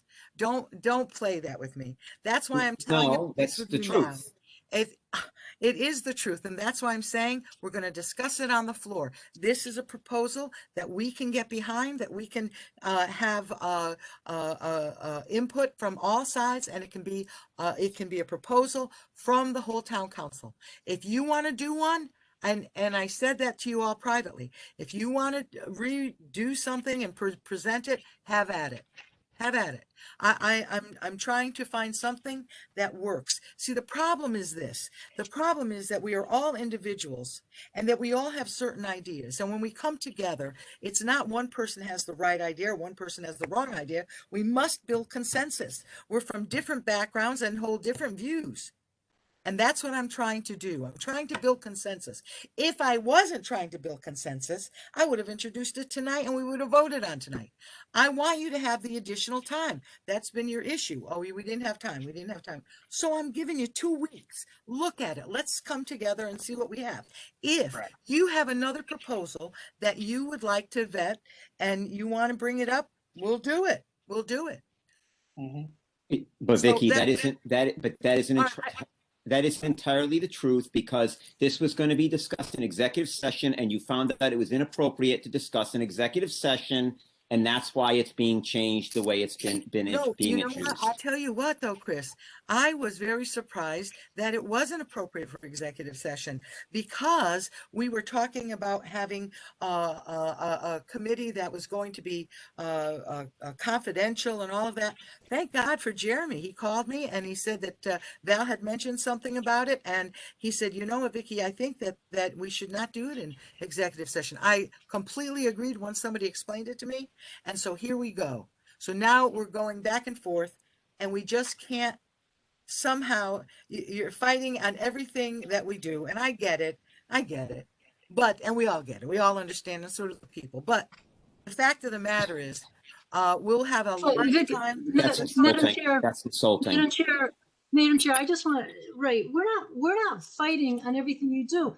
You and I worked on this. Yes. We worked on it. And what you're doing is you have taken it now. It was not brought to the public and it was worked on by 4 of us. You now have changed it. And now you've sent it back to us to say, here's what we can live with. So now we're giving you 2 weeks to look at it and get back to you.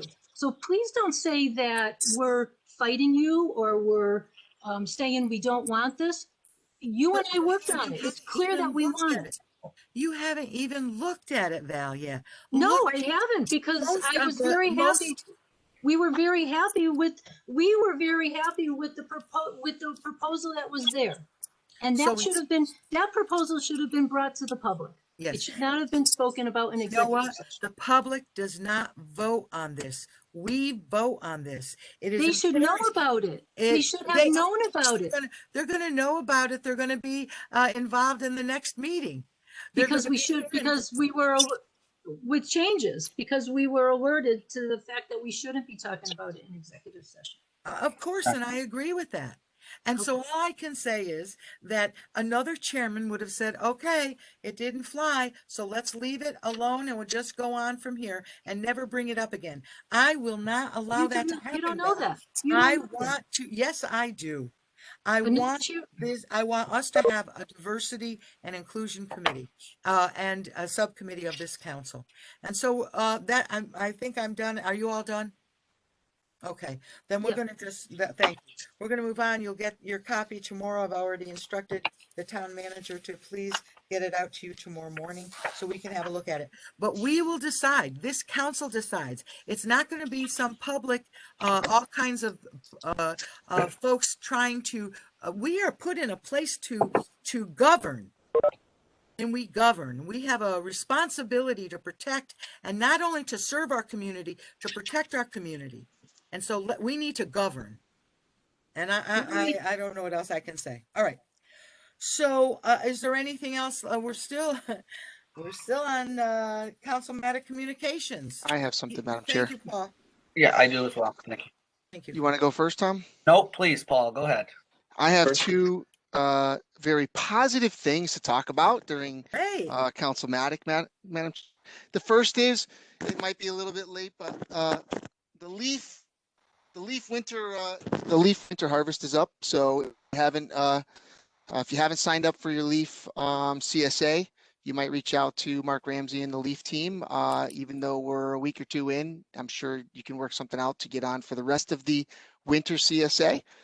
And then I'd like, Madam Chair, to just say a congratulations, Kim Braille. And Mark, I don't know, are you planning on making the announcement, or I wanted to just congratulate Kim for that? Is that okay with you? That's okay. Please. Yeah. You take it over. Yeah, I think Mark should take it over. Mark, take it over. Go ahead. Yeah. I notified all of you, as you know, Lyra, starting March 1st, will be officially at the Board of Education as Steve Badansky's executive assistant. Kim is from the town clerk's office. I interviewed myself and our human resource division interviewed 5 candidates, 2 from inside the division and 3 from outside the division.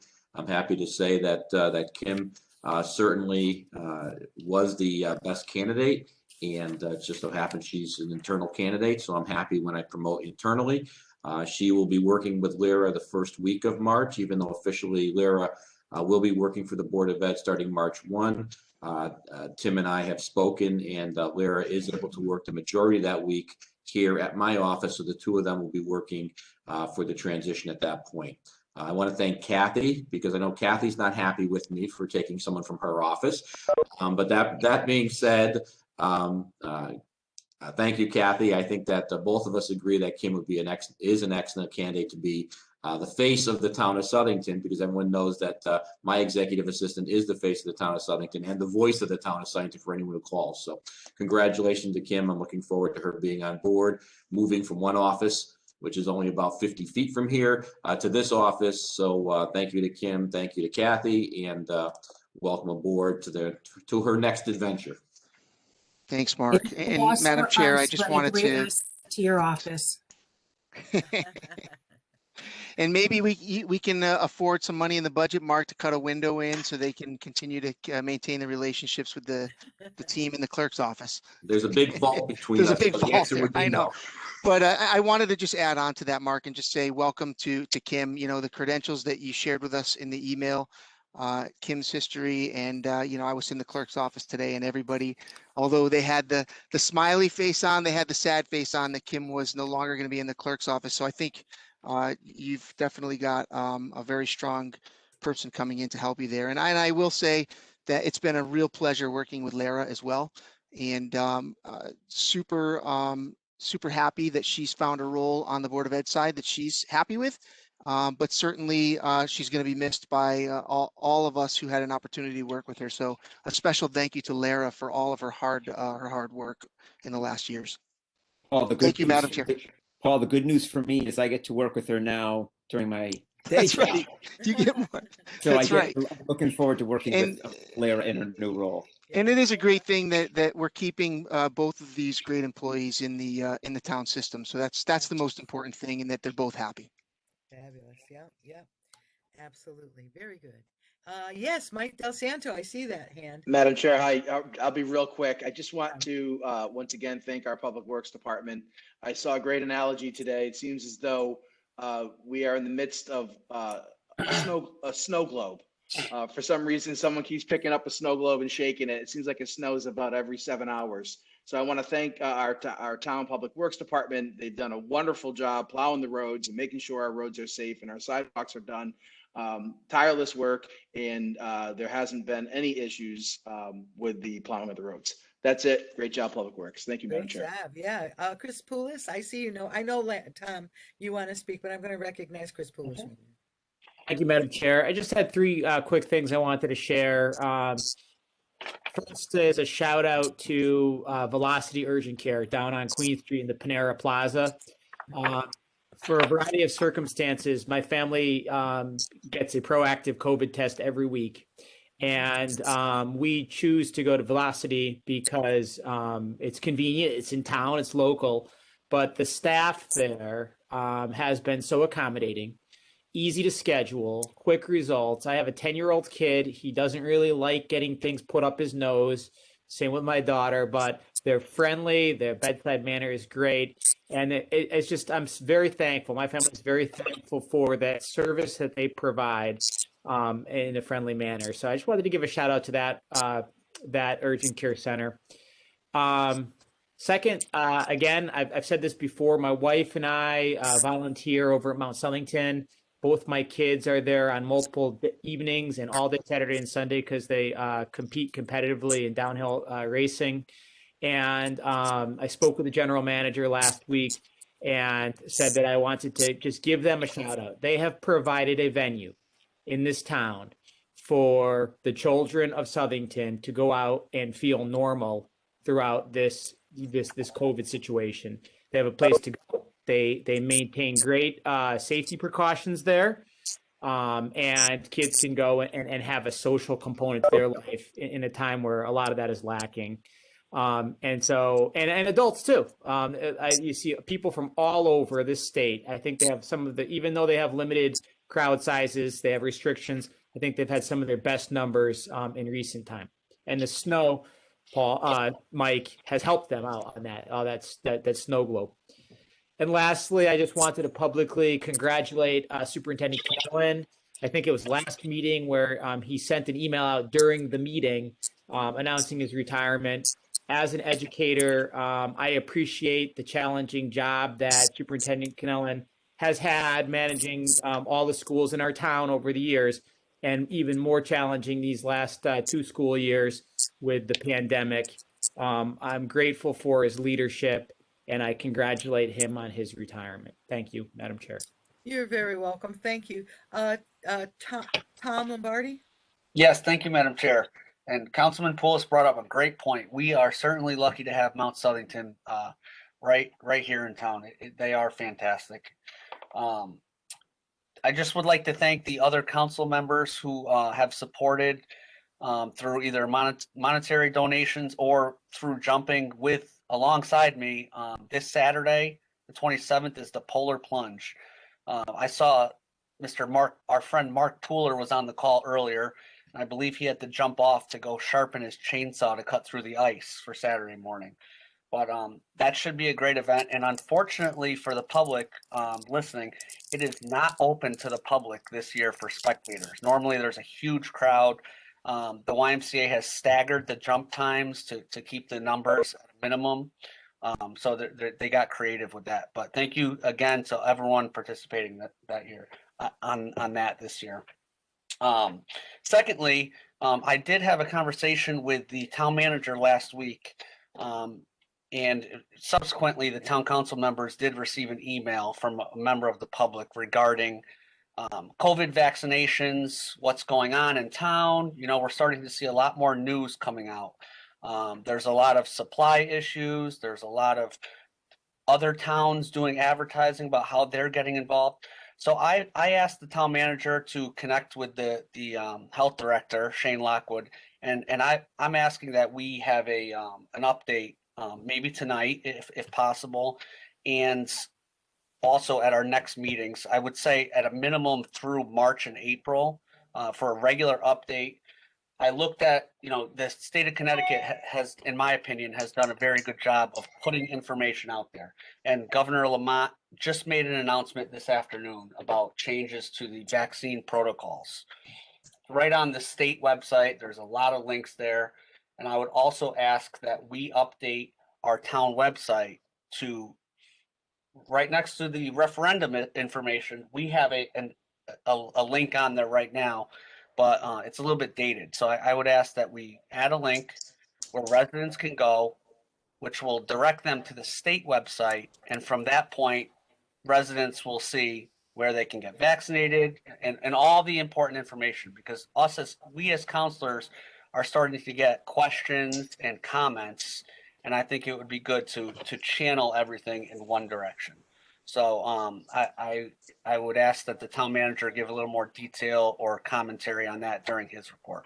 Thank you, Mr. Chair. I can do better than that, Mr. Lombardi. Mr. Lockwood is with me, so when we get to that point, he will speak. Thank you. Very good. Thank you so much. Anybody else for Councilmanic Communications? Madam Chair? Yes, Val. Thank you. So I just have a couple tonight. The Southington Pride Group is sponsoring a food drive to benefit Bread for Life. So the food drive has been going on all week, and there's drop-off places at Tops, at the Town Hall, at Fancy Bagel, at Valvoline Oil Change, and at Sweet Mango. That's during the week. At Tops on the weekend, from 10 a.m. to 2 p.m., people can stop and drop off food there. So I just wanted to, they asked if I could announce that tonight. And I'm really excited to announce that Southington has been invited to participate in a project that is called the Martin Luther King Mural Project. And this has come out of an organization called Rise Up for the Arts organization. And the city of Manchester unveiled a beautiful mural on Martin Luther King holiday this past January. And due to all of the overwhelming response from that, there's a Connecticut mural organization. What they would like to do is have 39 Martin Luther King murals unveiled across the state by next January, by next Martin Luther King holiday. And the 39 is for a mural for each year of his life. So I was very fortunate to be able to talk with Matt Conway, who's the executive director of Connecticut Murals, along with Mary DeCrose from SOCA. And he was able to talk about the specifics of having Southington participate in this, getting everybody involved, you know, from our youth right through to our seniors. You know, just really pointing out that why it's important and you know, what it could do for our community. So what I'd really like to ask is that I'd like to be able to invite Matt Conway to be at one of our meetings in March to maybe just speak for 5 or 10 minutes, you know, about this. And you know, I just think it would be great for the town. So hopefully we can do that. That would be great. Listen, Val, if he has some paperwork or announcements and stuff, we can get it. We can get it in at the beginning of March, and then at the end of March, our last meeting in March, he could come. You know, at least we'll Okay, have some I'll information. ask him. Yep. Yeah, thank you. Yeah, Thank you. that's great. Yeah, Chris? Just to actually compliment what you're saying, I'm also very, and obviously with Black History Month, but I'm also very proud of the work within our school systems. It all starts with education, as we know, not necessarily just with events planned around Black History Month, but really systemic changes that we're trying to make in the school system. So I know, Tom, you serve on the social justice committee that again, that's a systemic change. It's not just a 1 month change or you know, short-term change. So there's great changes being proposed there. I know in the school system, all the elementary schools and the middle schools, there are diversity programs multiple times throughout the year, in the fall, the spring, and the winter, fall, winter, and spring. And also just the investment in some professional development for staff to further their education about Black history in our country. So it really is timely to complement what Val's talking about with the murals. Great idea. And then I also want to comment, as we know, we just began our budget process, but Chris mentioned Tim Cannellan's retiring, but also Sherry Dinello is retiring, who is huge as the business manager for the Board of Education. So just want to acknowledge Sherry as well and thank her. It's hard to imagine a Board of Ed budget without Sherry, being there. So just a shout out to her too. We wish her well. We wish Mr. Cannellan well. And we also wonder why we're all still working, but that's all right. That goes to another thing. Anybody else? I want to make sure I get everybody in for Council Matter Communication. Thank you, everybody. That was great. Let's move on to report of special committees, please. Yes, go ahead, Tom. Madam Chair, thank Yes. you. Councilman Palmieri and myself, we had an Apple Harvest Advisory Committee meeting on February 10th.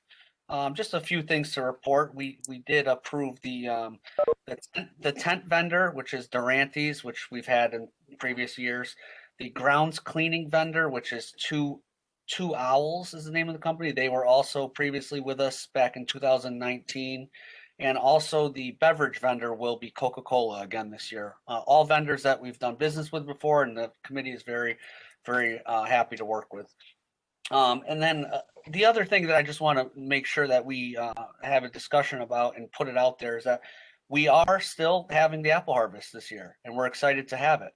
But we need to make sure that that myself and Chris communicate to the council that we have to be flexible. It might not look like the festival of 2019. There might be some reductions in certain expenses, because our goal as a committee is to make sure that we're running the Apple Harvest Festival as a self-sustaining event. So we're hoping that all the sponsorship revenue and the booth revenue will come in and we'll be able to do everything that we normally do. But I think that the word that the committee is using is flexible at this point, and that will continue to be updated as we get closer to the event. But we are, we're hoping that the positive news with the vaccine continues and that we will have good news to report in the summer months. So Councilman Palmieri, I'm not sure if there's anything else you'd like to add to that. Sure, Tom, just a couple things. So first of all, as Tom mentioned, we're moving forward. So all the applications are available on the website. So anyone interested, civic groups, anyone that's interested in getting a tent at the festival, they're available right now on the town website. The vendors, I mentioned this before and really appreciate many of our vendors maintaining the price. And actually, Mark pointed out, it's actually a price from 2 years ago because we didn't have a festival for 2020. So they're not just maintaining a price from 1 year, but it's 2 years prior. So huge thanks to them. And finally, now is the perfect time. If anyone is considering being a sponsor, we're actually offering, as we typically do, but there's a early discount. If they sign up early, there's a reduction in the cost of becoming a sponsor. So if you're debating sponsoring the festival, now's a great time because you can add a little savings to your business as well. Very good. Very good. Thank you, everybody. I'm excited about having the Apple Harvest Festival. It's great. Sewer Committee, Bill? Madam Chair, I had a work commitment. I'll have to defer to Sewer Committee Vice Chair DiPaolo. I think she's prepared to report. Oh, terrific. Val? Great, thank you. So just a couple things to report on Sewer Committee.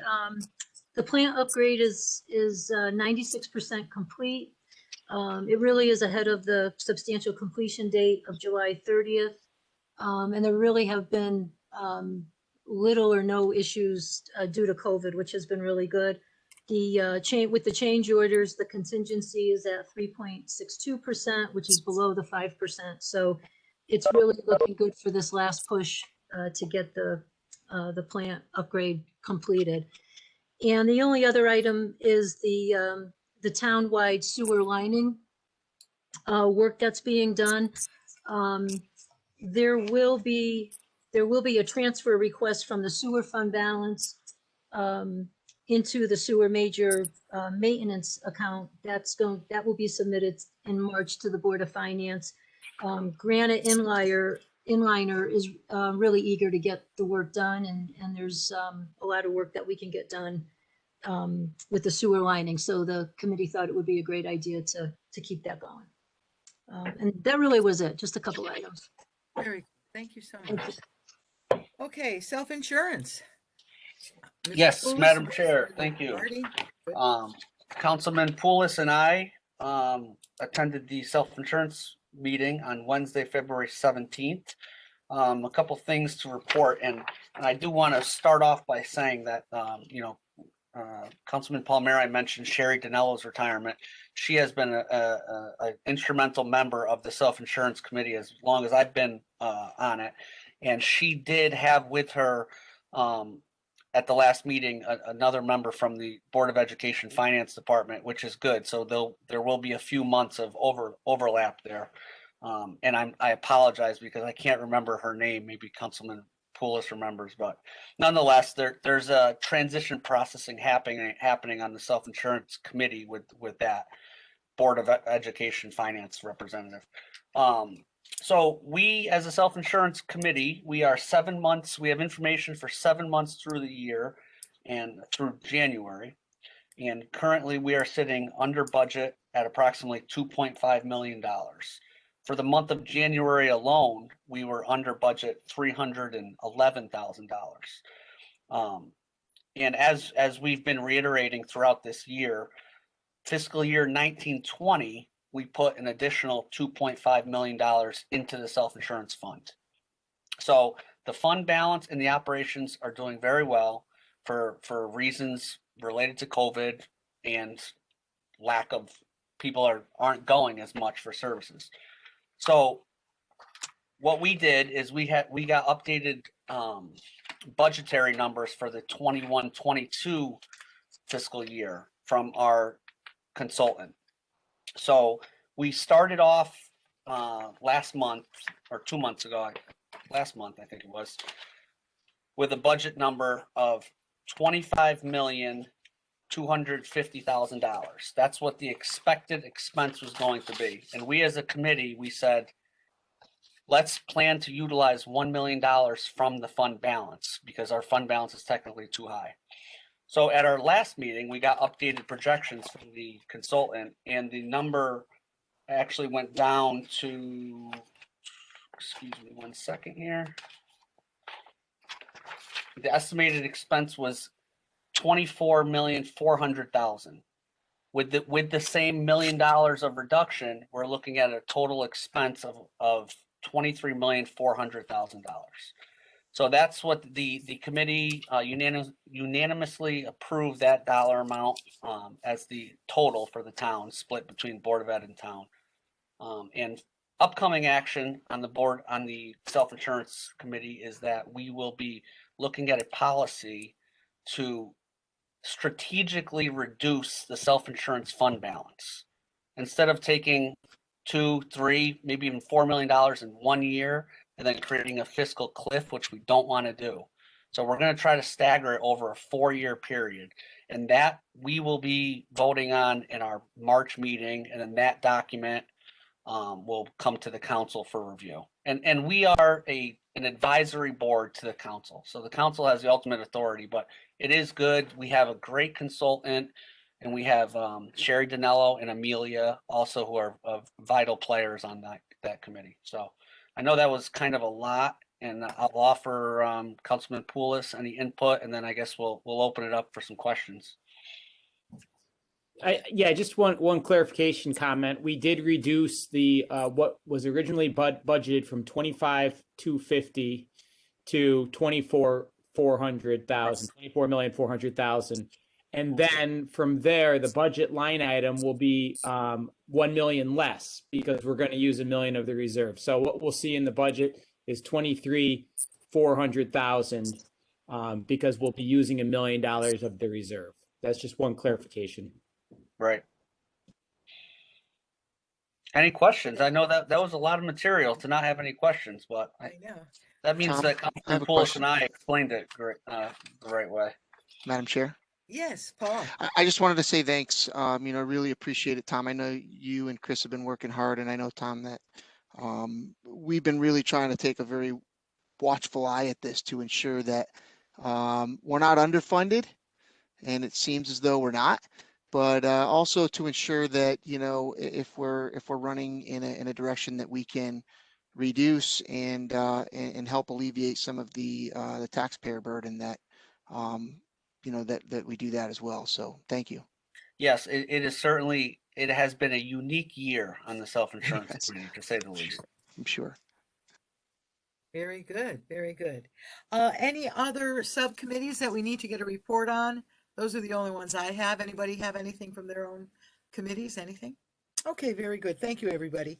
Mr. Town Manager, could we have your report, please? Thank you, Madam Chair. The first thing I'm going to report on is the minutes of the Board of Finance.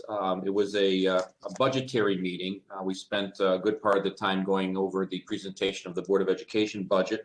And then, of course, we had the public hearing for the ordinance for $4.5 million. As I mentioned earlier, the Board of Finance is recommending to you with a 6-0 vote that you move forward with the ordinance. Those were the two major issues that we handled at the Board of Finance meeting.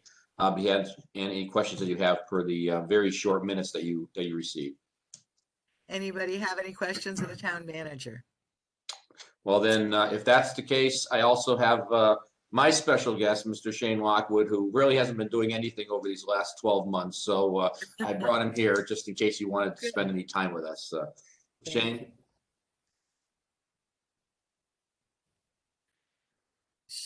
Shane. I know he's on the phone. There he is. Okay. So, no, thank you for having me tonight. I appreciate it. So I thought it'd be a good chance to give an update. I do have some encouraging news before I get into any of the vaccine talk. Is obviously statewide and countrywide, we're seeing a cases starting to go down. And just to give you an example of locally, through our highest month was November, and that the 22nd day in November, we had 550 cases already that month. Right now for February, through that same time frame, we're at less than 150 cases. So we're definitely seeing a decline. So that was very encouraging. It's also encouraging to see as far as the communication we're having. So we're talking to the nursing homes, we're talking to major businesses, and everybody kind of is working together now, especially because we're seeing some positive news or encouraging news right now. The big question I know that everybody has is vaccine. It's still very, very limited supply throughout the country. So, excuse me, as Connecticut and the rest of the country are opening up more priority groups, it doesn't mean that there's more supply. It just means that there's more people eligible for the vaccine. Hopefully the supply chain picks up in March for two reasons. One, Pfizer and Moderna are both expected to be able to increase production. And then we have Johnson & Johnson, who is going for approval, hopefully by the end of this month. They think it might be on the very last day of the month where they go for approval. So if that's the case, you see a ramp up on the two major manufacturers. And then once Johnson & Johnson is approved, they've been producing this vaccine. They just haven't been able to distribute it. They have a large supply ready to go. So we should still see some improvements in March as it goes on for that vaccine distribution. Speaking of the priority groups, they're set by the state of Connecticut. We are not allowed to change them on a local basis. So when we sign up to be a vaccine provider, which is a tough thing to do. It took me months to get our approval. We're testing to the fact that we're going to abide by the state of Connecticut decisions for the priority groups. And we go outside that, we risk our provider license, our medical licenses, grant money. So while you might hear of other places doing people that might not be on the priority group, it's certainly not a risk that we're willing to take. We have too much on the line. Vaccinations are going to continue for another 6 months. I'm not about to jeopardize our allocations now to go outside priority groups for any reason. You've seen statewide people start to investigate right now some of these claims that people got vaccinated who weren't in the priority group. And again, we can't change a priority group. So locally, we have the Hartford Healthcare site on Queen Street providing vaccines. Excuse me one second. Excuse me. We have Walgreens providing them, and we expect in the next couple of weeks for some local pharmacies, more local pharmacies to be getting them. We also have two mega sites opening up very close by, Liberty Square in New Britain and Oakdale in Wallingford. The advantage of both of those sites, there's a few advantages, but one is they're going to have night and weekend hours. So as we're getting into some of these other groups, night and weekends are going to be very important as opposed to just a typical clinic that might run 10 to 2 in the afternoon. Having night and weekends will open up to a lot more. And the state's also going to allocate more vaccine to these mega sites that are able to do more people. Again, we're not necessarily at this point getting more vaccine as we have more providers. It's just going to select groups. What we've been focusing on is the homebound people who might have access to care issues. So but we've been working on that. We've also been working with Hartford Healthcare to be able to ramp that up to more people. So that should come into place next week. So the big news today, the state has laid out for the next 2 to 3 months how they think the priority groups are going to go. Starting next week, it's going to be 55 to 64 and educators. Educators mean those working in the school system, bus drivers, and daycare providers. And then it's going to be those aged 55 to 64. I mean, it's going to be hundreds of thousands of people in the state of Connecticut that become eligible for a vaccine next week. Again, not necessarily getting hundreds of thousands of extra doses in the state. For the most part, our allocation's been around 50,000 doses a week, certainly it's up to 60, but it's been pretty consistent in that 50,000 doses a week. March 22nd, or thereabouts, it's expected to go 45 and older. April 2nd, roughly, it's going to be 35 and older. And then May 3rd, we're looking at 16 and older. One of the things that the governor announced this afternoon was that educators will have a dedicated site to get their vaccine. So it's going to be something that I meet with the school systems weekly for the 3 towns, and we'll begin talking about this tomorrow.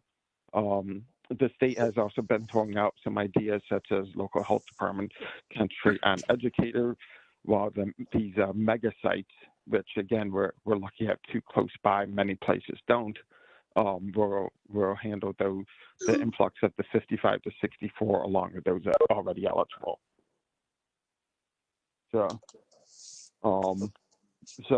that's kind of the update. Like you said, right now it's still very hard to get.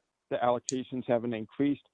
Last week with the weather, most of the shipments throughout the country were held up. A lot of shipments were sent back to the provider, but we're looking at improvements in the coming weeks or additional vaccine, hopefully sometime in mid to late March. Thanks, Shane. Any questions for Shane? And thank you, Shane. I finally entered the group. I'm in the 55 to 64 group, so I guess I'm finally there. Any questions for Shane? Shane, we thank you very much for being here. Chris Palmera has a question for you. Just a compliment, actually, because as you all saw, we received an email last week. Just with confusion among residents, thinking that we have the authority to determine where these sites are and how we're going to distribute the vaccine locally. And Shane, obviously you responded back right away. I appreciate that, but you also outlined everything tonight. So obviously the state is ultimately in control of this, not us.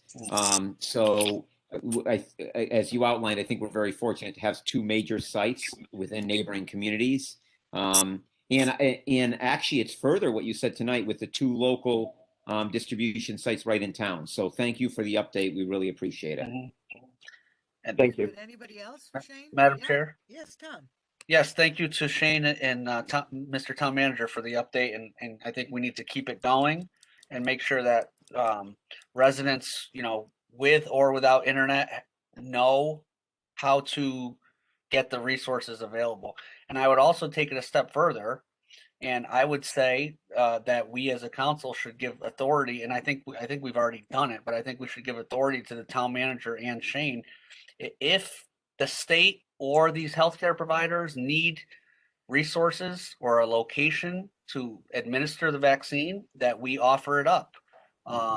Whether it be at one of our facilities, maybe the drive-in movie theater, maybe the count, whatever it may be.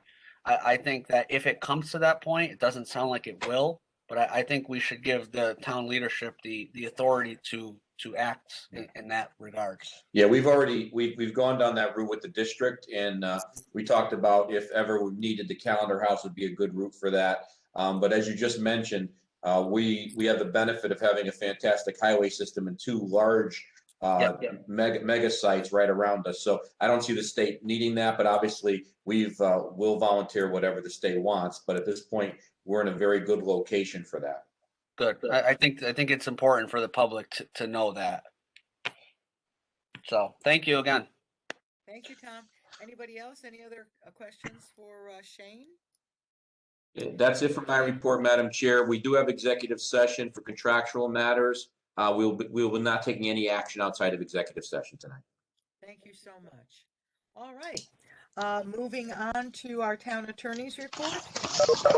Jeremy? Thank you, Chairwoman Triano. The first thing on my report is the 824 referral from Plan and Zoning for Country Club Estates. Happy to report on February 2nd, the Planning and Zoning Commission voted to send a favorable recommendation for the referral of the 824 ordinance appropriating $4.5 million for costs related to the acquisition of development rights, Country Club Estates, and authorizing the issue of $4.5 million of bonds and notes to finance the appropriation. You guys will be taking action on this tonight. Any questions about that at all? All right, moving on. Since we last met on February 8th, the town has successfully closed on 2 more open space properties. So I just want to briefly go over that again. We closed on 196 Prospect Street. The seller was the Donahue family. We purchased this property for $45,000. This is property that borders on the Zao Shanna School. The second property we closed on was 766 South Main Street in Southington or Plantsville. It was the Zomer Realty sold this to us for $40,000, and this is the parcel that we are proposing to put the parklet in. That is on the corner across from Wells Fargo. So we're happy that we got 2 more open space properties in our inventory. Does anybody have any questions or comments? I believe Mike Del Santo had a comment. Mike, did you say you had a comment? Maybe not. Maybe I did not, Madam Chair. Nope. Okay, I'm sorry. Thank you. I misunderstood. Very good. Okay, anybody have questions or comments? Hearing none, Jeremy, is there anything else you have for us? No, that's it for tonight, Madam Chair. Thank you. All right, any questions for the town's attorney? Great. Okay, hearing none, we move into item 7, which is public communication. And members of the public will be able to speak for 5 minutes. However, I do want to make just a quick statement. This past week, I've seen the hatred and disgusting behavior I witnessed on social media this week, and it was appalling. I've had a couple of people of color who called me and said, Ms. Triano, I would love to share my story with you, but I'm afraid that the same anger that was placed on you will be placed on me and my family. And to be quite honest, I'm fearful.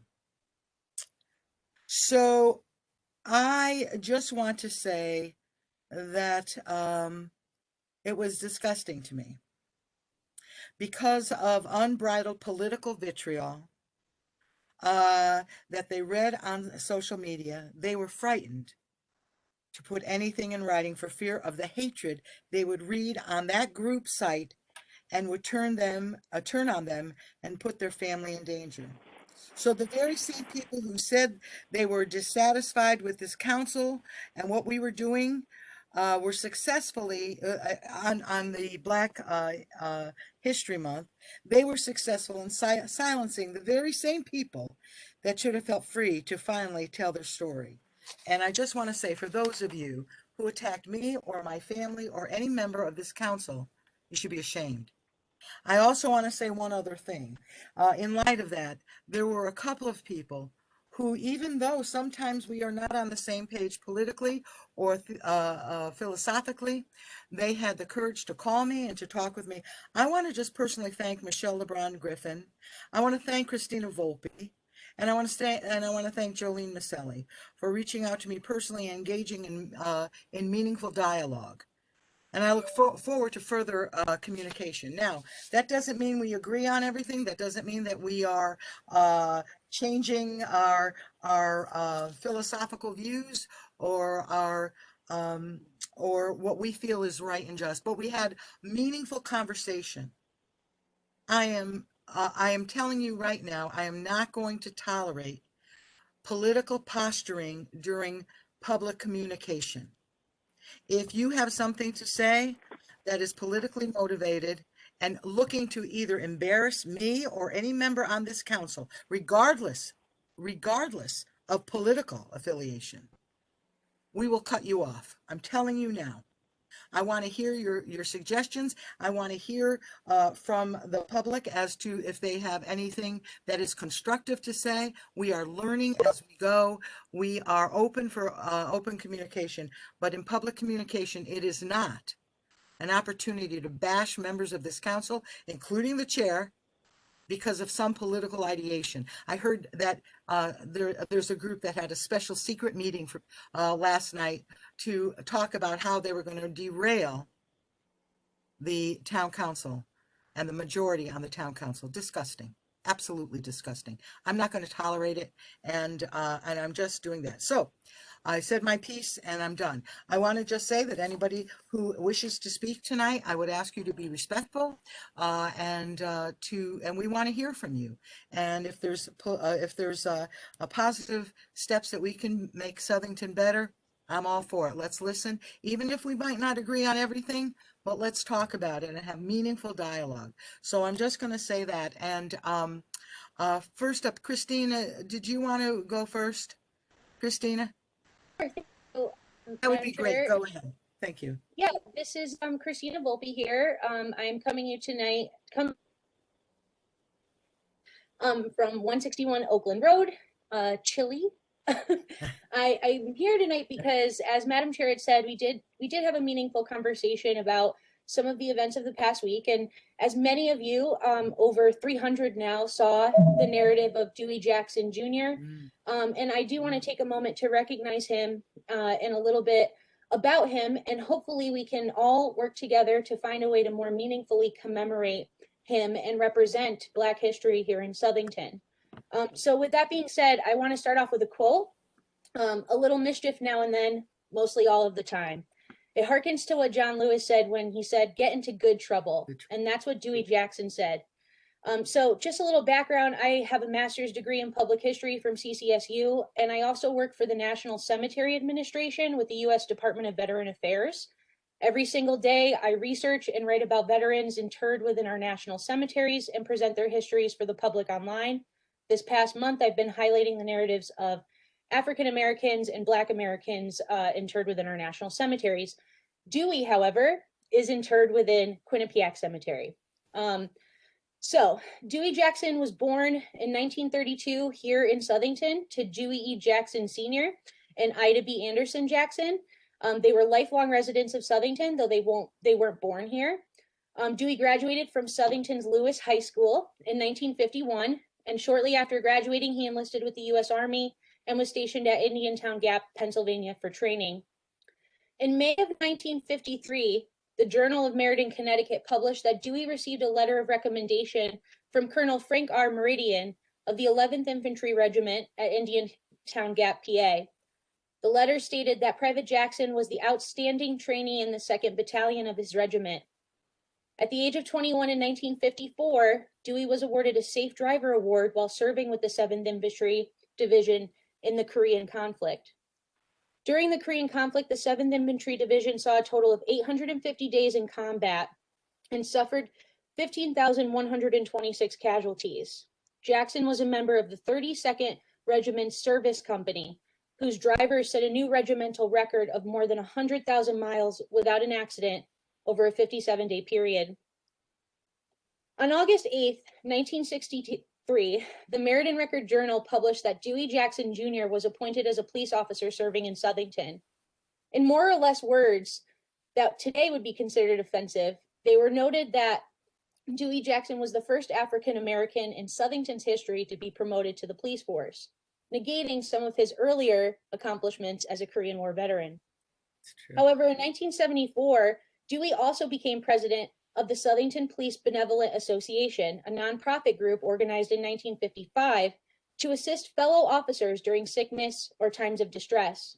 In 1988, Dewey Jackson Jr. was inducted into the Commissioner's Circle of Merit for exemplary service to the Department of Corrections, where he served as the factory manager at the Cheshire Reformatory.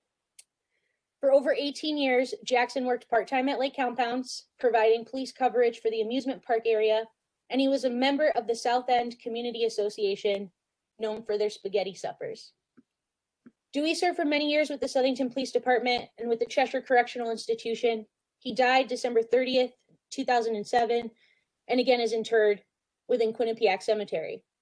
Memories regarding Dewey, his father Dewey Sr., and the entire Jack have been overwhelming since I posted his narrative 3 days ago. There have been over 75 comments filled with memories, nothing but positive feedback, stories from each corner of our town, from coffees at the truck stop, to seeing Dewey on his motorcycle, to telling kids to head home safely while on his beat. Repeatedly, many said that they were proud to have known him and his children. Many said that he was handsome. He has been memorialized in an intangible way this weekend by many members of our community. However, we need to take a better stance at ensuring that we are leaving tangible ways of commemoration. And I suggested, and I've been working with Madam Chair, and I look forward to discussing with other council members, that we have a wreath laying ceremony or some sort of other commemorative plaque to do this. It harkens back to when I last was speaking to all of you about commemorating Southington's Italian heritage in the fall, right? I do this every day for work. There are better ways to go about this, right? And also, representation does matter. We do have African-American residents, and Southington's African-American history is not just negated to the myth that we were a spot on the Underground Railroad. Black history is people like Dewey, who do things every single day in a very common thing in an uncommon way, and that's Booker T. Washington.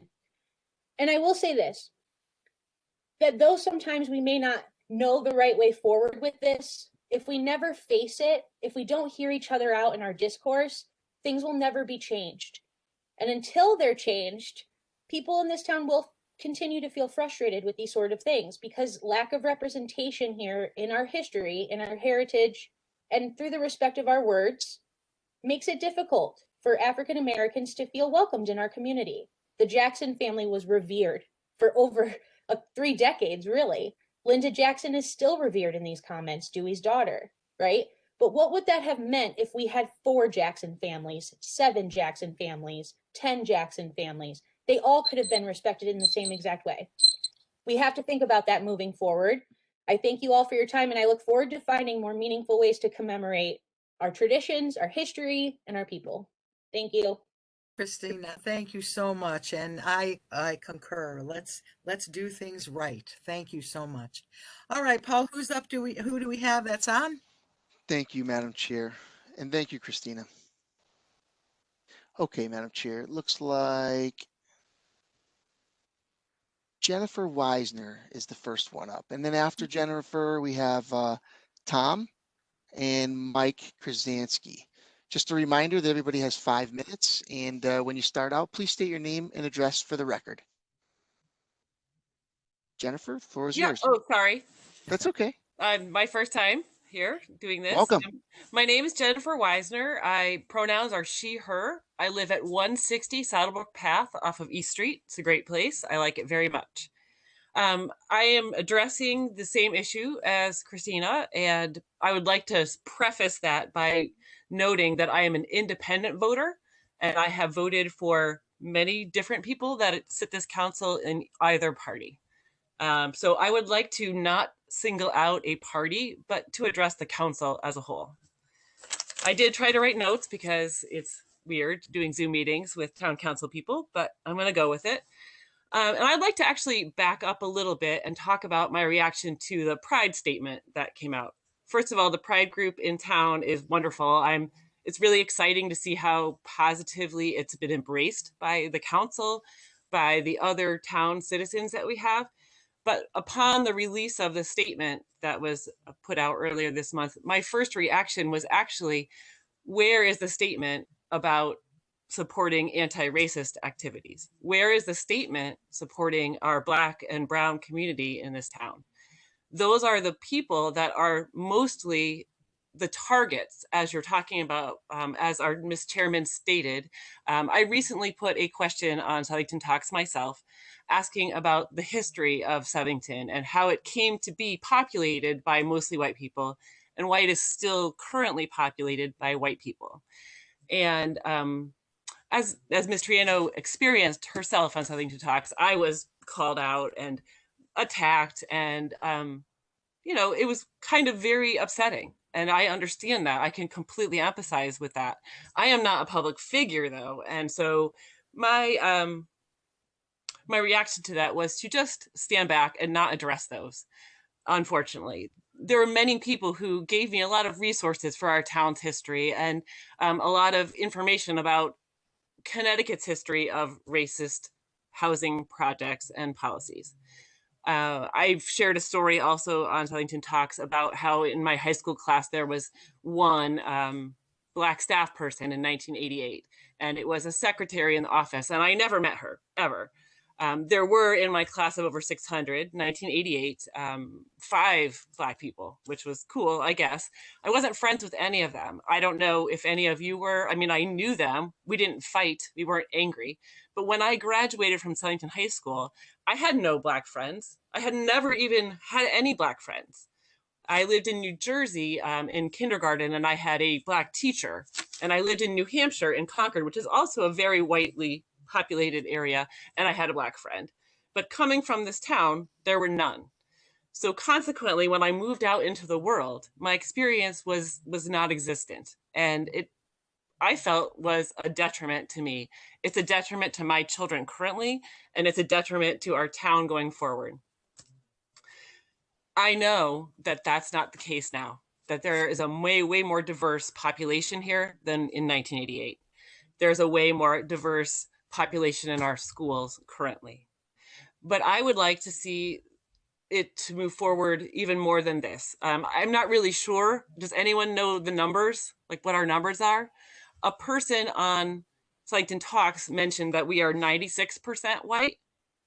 Does anyone, can you get a nod or nothing? Okay. I think it's close. It's close, Jennifer. That's close? Okay, good. So. And someone also said, which I cannot vet because I have not looked into that yet, that we are the whitest town in Connecticut with a population over 40,000 people.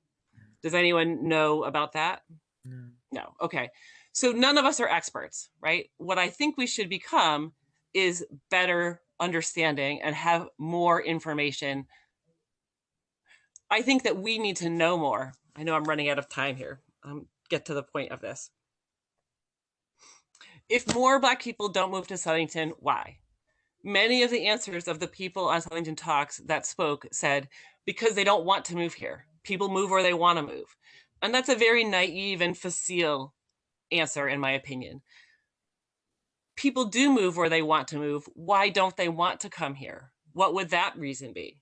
It's not economics. Lots and lots of Black people make way more money than I make as a paint bar artist, right? It's not economics. That's not what it is. I feel like we need to actually address how to make our town more welcoming and how to make it so that this isn't a factor and that I don't have to come to every town meeting and be like, well, I was attacked on Southington Talks, or well, there's no Black History celebration, or well, these things. I would like to see us create a space where we can have the diversity committee. That would be a great place to start. I love that option. But where Black people's voices feel heard. I'm here because a Black person that I know now said to me, can you speak? Because I don't feel like they're going to listen to me as a Black person. And that's a really sad state of affairs. You know many Black people who are supportive, who are conservative, who are thrilled with the way things are going. But I also know many Black people who are not. And those people need a voice too, and they need to feel represented and welcomed. And that's kind of a big thing for me. We all know there's a problem. We can't pretend there isn't one. And I would just really like to see the town council come together in such a way, a transparent way, that there would be an action plan moving forward to increase the diversity of our town and to help everybody tone it down. The threats that you received online, Ms. Triano, the threats that I received online for basing a question, right? Making a statement on that. Those are the scary things. I have a separate Black friend than the friend that asked me to be here, whose father was in her driveway, who was standing there with his grandchild, and someone drove by, stopped their truck, and shouted out, "Go back to Africa, we don't want you here." Now, I know that's none of you on the town council, but I also know that that's a reality that if you're a Black person in Southington, that could happen to you anywhere at any time. And as someone stated previously in the resolution about the thefts, unwilling to wait until someone gets hurt. This is the job of us as white people. We need to go get those guys and we need to corral them. It's not the Black people in our town that need to go get those racist guys in our town. It's us. And we need to stop and make it unacceptable. I don't necessarily have a proposal for that, but I'm going to come back and I hopefully will sound more put together when I do. But going forward. Thank you, Jennifer. I'm sorry to interrupt, but you're about 3 minutes over. I apologize. I do appreciate Try that to be fair. time. And next week or 2 weeks, I'll be back. Really good dialogue. Thank you very you. much. Okay. And it looks like Tom, you're next, followed by Mike Krasansky. Hello, can everybody hear me? Yeah, state your name and address for the record. Awesome. My name is Thomas Katrikala. I recently moved to 204 Stonegate Road. And I'm here to speak against the resolution regarding juvenile and adult justice, escalating crime, and public safety, or in the agenda listed as just resolution.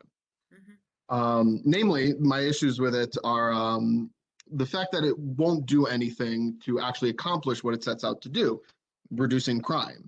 In fact, I believe it's going to do the opposite. Study after study has shown that harsher punishments do not reduce crime. Increasing, parole, probation, increasing those times like this resolution advocates for will not reduce crime. I'm gonna link a study from the Department of Justice in the chat, so everybody, including the town council, can look at it.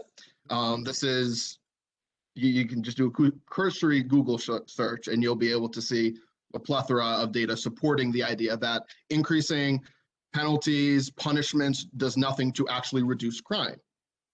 In fact, the statewide policy changes the resolution describes in a negative fashion are improvements to our system that work towards reducing the number of youths who enter the school to prison pipeline, as it's commonly referred to. Framing these improvements as in a bad light is not only disingenuous, but dangerous to the youth in our community. Again, there is no evidence that supports the idea that harsher punishments lead to less crime, especially among kids. The resolution mentions an increase in automobile-related crimes, the big, I think it was 225% increase in our town of 44,000 people. The raw numbers are about 100 to about 300, which certainly is an increase. However, the resolution disingenuously tries to tie it to crimes like arson, murder, and other felonies, when there is no such increase like that in Southington or Connecticut. In fact, violent crimes are decreasing overall and have been for the past 2 decades. To my shock, the resolution seems more concerned about the feelings of the police rather than actually addressing the root causes of the increase of petty crime and crime of opportunity that we're seeing here in Southington. But what is the root cause of this petty crime? Poverty, unemployment, food insecurity, homelessness, all of which has been on the rise, all of which has been exacerbated by the ongoing pandemic. However, none of this is mentioned in the resolution, none. How is this going to reduce crime? Instead, the resolution attempts to shift blame onto the statewide policies that actually improve the system. Those 5 points at the end of the resolution, I'm glad somebody on the town council brought that up. Opening a dialogue, having these conversations, what can we do to solve the problem? That's been done. Those policy changes, reducing the probation period, getting kids out of the school to prison pipeline, that is what reduces the crime, not harsher punishments. Which is why I find it very odd that we're turning the solution into what seems to be the problem, or we're turning the solution into the problem. I strongly encourage the town council to vote against this resolution and caution against fear mongering with cherry-picked data to paint an inaccurate picture of Southington. I expect the leaders of the so-called City of Progress to do better. Thank you. Thank you, Tom. Thank you, Tom, for coming and bringing the informative information. It looks like Mike Krasansky, and then after Mike, Peyton Mitchell, then Tony Mazzarella. Okay, thanks, Paul. I Just to please, discuss. Mike, I'm sorry. Can you please yeah. state your name and address for the record? Sure. And just a Mike reminder, it's Krasansky. 5 minutes. You're right. Krasansky, 27 Hitching Post Drive.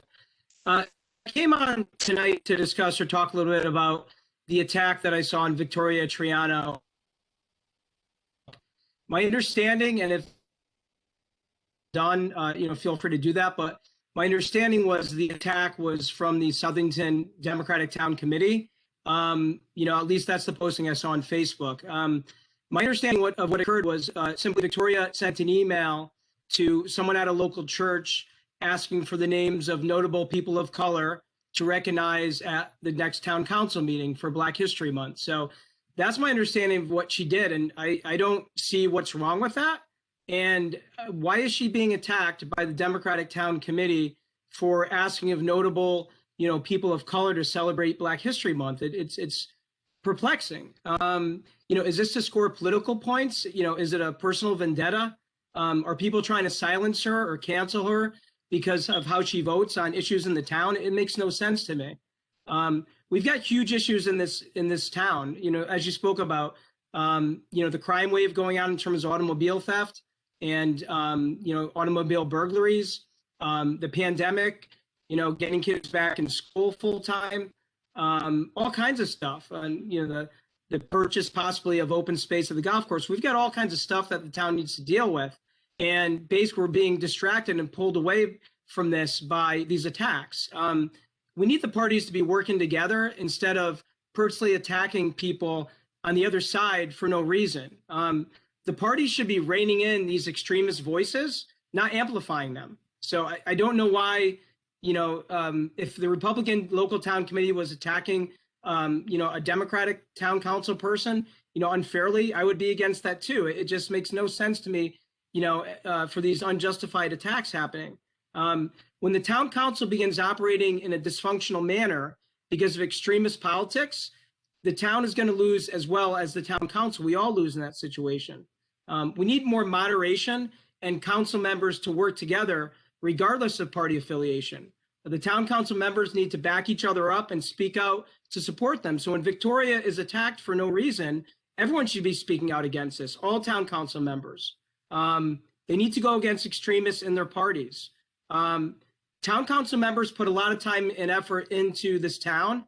And I've seen this. I'm not very involved in local politics, but I am to a little extent. They put a lot of time in. Look at this meeting happening tonight, hours and hours and hours away from their family, and they should be applauded and not attacked for zero reason. It really upsets me that they have to undergo these attacks, whether they're a public figure or not, for doing nothing wrong. It's just not fair for both parties.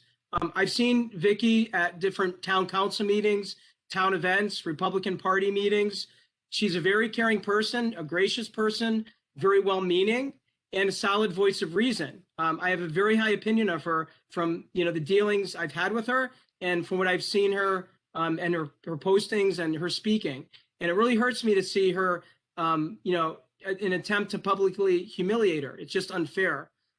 If we continue down this path of canceling and silencing people in public office that we disagree with, we're going to end up with no one left to silence or cancel because no one's going to want to run for political office or volunteer for anything for that matter. We don't want to go down this path. So for those attacking Ms. Triano for this, ask yourself the question, what are you doing to make this a better town aside from sitting behind your keyboard and virtue signaling on Facebook? Those are my comments. Thank you, Mr. Krasansky. Appreciate you coming tonight. Thank you. All right, Peyton Mitchell. Oh, actually, it's Stephanie Mitchell because Peyton. Sorry. No, it's okay. Sorry, How you doing, Paul? And I think we've had this discussion in previous meetings, so my apologies. I know, no worries whatsoever. Just Do I need to put reminder to my, state your name and address for the record. Yeah. of course, Stephanie Mitchell, 177 Miller Farm Road in Plantsville. Madam Chair and members of the Town Council, thank you for the opportunity to speak this evening. I have concerns about the resolution on the table tonight. Let me preface this by acknowledging that I am not dismissing or underestimating the uptick in the break-ins and the car thefts in town and share the same concerns. But this is not just a Southington issue. This is a state issue. The resolution is a piece of paper with just words on it. It's completely unnecessary and it does not provide any concrete action. We need action. Leaders such as yourselves can pick up the phone to contact the governor or our legislators at any time. It's done all the time. There is no need for a piece of paper like the resolution to request a meeting with the legislators. This should be happening anyway. The issue is that the motion addresses one that is something that is statewide and has been featured prominently in the media and of course on social media as well. This is yet again another resolution shared at the last minute with little or no public notice. What the Town Council is doing is speaking for the town of Southington, but without public input. Again, this item was put on tonight's agenda as resolution. No transparency or description, nothing.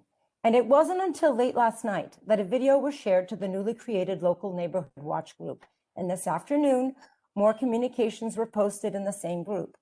Plain and simple, the actions of the Town Council is conspiratorial and really just non-transparent. I would like the Town Council and the Town Manager to start investing in police resources that can be effective now, not just legislation that would not be effective for many months and have punitive effect on our youth. Why are you not addressing the mental health needs of our youth, especially during this pandemic, and the concerns related to in-person and remote learning and the economy being open? That's all I have to say. I thank you for the opportunity again. Thank you, Stephanie. You're welcome. Thank you, Stephanie. Appreciate you coming out tonight. Okay, Tony Mazzarella, and then, okay, I'm sorry. Tony Mazzarella, you're up next, and it looks like Joan Hurley, then Bob Sargent. All right, guys. There I am. I see myself. Hi, Tony. All right. Hi, it's Tony Mazzarella, 115 Johanna Circle. So, Madam Chair and council members, I just wanted to talk briefly about the resolution tonight. You kind of know my position on these at this point, but here we are again with another, in my opinion, unnecessary resolution with limited public notice. You do not need a resolution to request a meeting with the governor or state legislators. You guys should be doing this anyway. You do not need a resolution to speak for Southington residents. We can speak for ourselves. Southington residents are rightfully empowered to provide testimony to the folks who will actually legislate the issue during committee hearings. And most importantly, you do not need a resolution to act, to invest in our police department, and to give them the resources they need to protect our community, and to do other things to address the underlying factors that are leading to the rise in crime across the state of Connecticut. It's easy to put a pen to paper, to oversimplify a complicated statewide issue, to get your names in the paper, and to proudly state we stood tough against crime come election season. Action, on the other hand, takes time, hard work, and is rarely politically expedient. I get it, I really do. But I expect action from our leaders. I had my car broken into over a year ago. It was upsetting, and it was also my fault for leaving the doors unlocked, which I've learned from. I am as troubled by the increase in crime as any one of my neighbors, and I'm thankful to SPD and my neighbors who have come together like I've never seen before in my 4 decades in this town to keep each other safe. That said, I'm concerned this resolution is too narrowly focused on punishing children. Juvenile justice reforms may be necessary in addressing the problem. I'm not diminishing that. However, the majority's resolution does not address or even acknowledge the pandemic and the ongoing youth mental health crisis, the economic crisis, the challenges in opening schools in neighboring towns, and any other factors in this unprecedented time that might be contributing to the uptick in crime. I know this resolution will pass, and I have no doubt that many of my fellow Southington residents will think nothing of supporting this because it does sound like it addresses legitimate concerns that we have. But that doesn't change the fact that these resolutions do not carry any weight. And that is a fact that members of this council have acknowledged publicly in the past. So I encourage my fellow residents to really research the issue, reach out to your state legislators, and participate in the legislative process at the appropriate level. Lock your doors, keep your lights on, and let's make sure that we're electing useful people who are committed to action. But please do not be misled by what this is, or rather what it's not, which is a solution to the problem. Thank you. Thank you, Tony. And Joan, you're up next. State your name and address for the record. Hi, my name is Joan Hurley. I live at 123 Curtis Street. And I am unable to turn my camera on. I am here to speak against the resolution regarding juvenile and adult justice, escalating crime, and public safety. And I speak from personal and family experience. On January 2nd, 2021, here in Southington, my 14-year-old son walked with two of his friends from our home on Curtis Street to the convenience store on South Main Street near CVS and across from Walgreens. The three boys followed the Rails to Trails trail across over West Center Street and Bristol Street and then began to walk up Eden Avenue. While walking up Eden Avenue, a car pulled out of a driveway on the opposite side of Eden Avenue behind them. The car pulled up next to the boys. The man driving the car shouted at the boys, accusing them of running through his backyard. The boys slowed down and told him no, they had been walking on the street as they were doing now. The man then accused the boys of trespassing, and the boys told him no, they had come from Bristol Street and the trail. The man started yelling obscenities at them, and so they began jogging away from him up Eden Avenue. And the man shouted to the boys, "Get the F out of here. I'm calling the police." The three boys then ran into the area behind Daranowski School and jogged to the opposite end. Frighteningly, the man followed them in his car. The boys jumped a fence and made their way to Route 10 and to the convenience store. As they arrived in the convenience store parking lot, the man pulled in. This man continued to swear at them and shout obscenities at them and accuse them of being in his yard and looking in his windows. The boys were very shaken. My son yelled at him to leave them alone, and the boys went into the convenience store. They were very upset. They were discussing the harassment that they had just endured and had gone to the far end of the convenience store while still trying to see if the man was in the parking lot. The cashier heard them and asked them if they wanted the police called. By this time, they were scared and agreed. A Southington officer arrived. He was very kind and encouraging as he interviewed them. Another officer went to the man's house and interviewed the man. The officers did their jobs. My son and his friends are innocent kids. I do believe that the inflammatory rhetoric of the Southington watch groups that have been going on, and now our very own Southington Town Council, highlighted my child and his friends as potential criminals simply for being teens walking down the street. The inaccuracies of and fear-mongering within the resolution targets our young people as perpetrators of crimes rather than as simply being children. On February 26, 2012, Trayvon Martin was a 17-year-old boy from Miami Gardens, Florida, who was fatally shot in Florida by a neighborhood watch volunteer and vigilante named George Zimmerman. Trayvon Martin had gone with his father on a visit to his father's fiance's home. Changes in the laws that you describe will enable neighborhood watch volunteers and vigilantes who operate outside the justice system. This justice system, such as a town council, which engages in inflammatory rhetoric like this resolution, see our juveniles as potential criminals rather than the children that they are. And this resolution stands in the way of the safety of our kids. There's broad discretion, but little accountability in this resolution.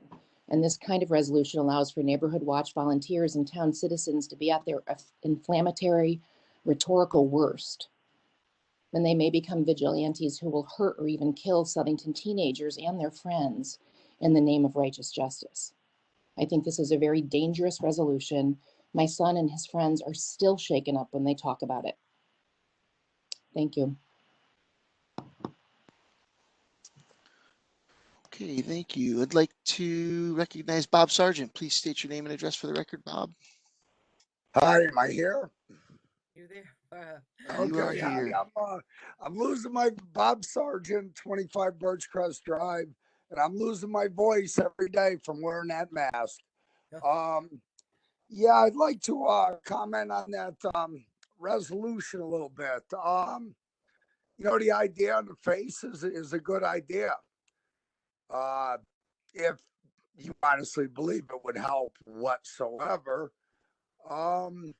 I'd just like to go over some things. I mean, a couple of the things I read on it, excuse me, our DCF mandates, they're not what your state statutes are. So you better be clear as to what the laws are, because we operate a lot of things following what DCF wants us to do, not what the actual laws are.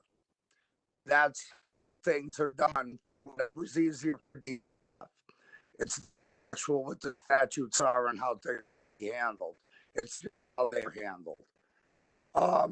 I'd also like to say, I mean, you're all talking about juvenile crime.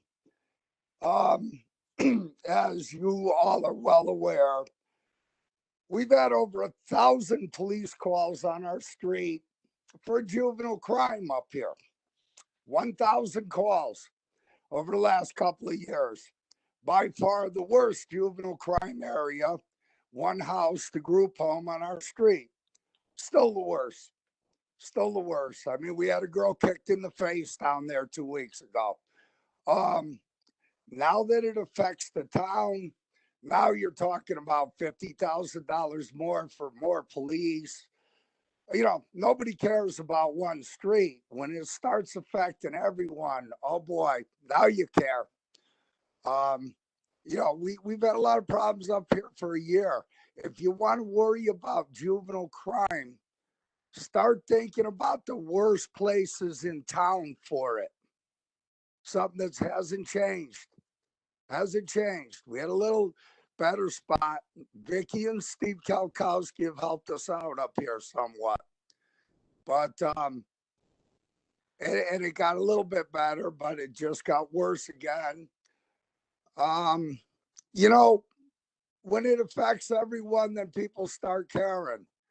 But as I've been told behind closed doors, no one cares. It's only one street. Well, welcome.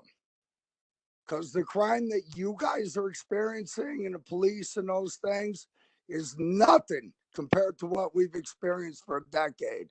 I've asked almost everyone on that council to take this up to the state. Why don't you turn around, every one of you right now, and say, geez, sorry, nothing we could do, because you had no problem saying that to me. Thank you. Thank you, Ben. Okay, Bob. Thank you very much for coming out. Okay. It looks like, unless I'm missing this, it looks like Andre Loubier. Did I pronounce that correct? Hey, Paul. Great job. Yes, absolutely. Thank you. All right. Thank you for coming out. And after you, it's Melissa. The floor is yours, sir. Thank you, sir. And I'll be brief. I know it's already a late night. So Andre Loubier, 27 Sultana Terrace off of Meriden Waterbury Road. And I am the neighborhood watch lead for two districts here in the South End area, covering Savage Street over to Meriden Waterbury Road and some surrounding areas, and then the JFK area. So came tonight in support of the proposal and the resolution. I understand there is some opposition to it, and with anything part of government and as work that we do as citizens, there's not everyone that's in favor or supportive of a measure. And want to address one concern that was raised earlier by Joan, and not to get into a back and forth, but out of disrespect, Joan, I'm a neighborhood watch leader. Got involved because a neighbor of mine 2 streets over, his car was stolen before the pandemic, before all of this occurred, before there was a neighborhood watch, and left in my driveway because it ran out of gas. And then about a month and a half ago, my car was almost stolen as well. And to label me as a vigilante because I'm part of the neighborhood watch, or that I'm out there with guns or trying to harm individuals, is just not a representation of me or my family.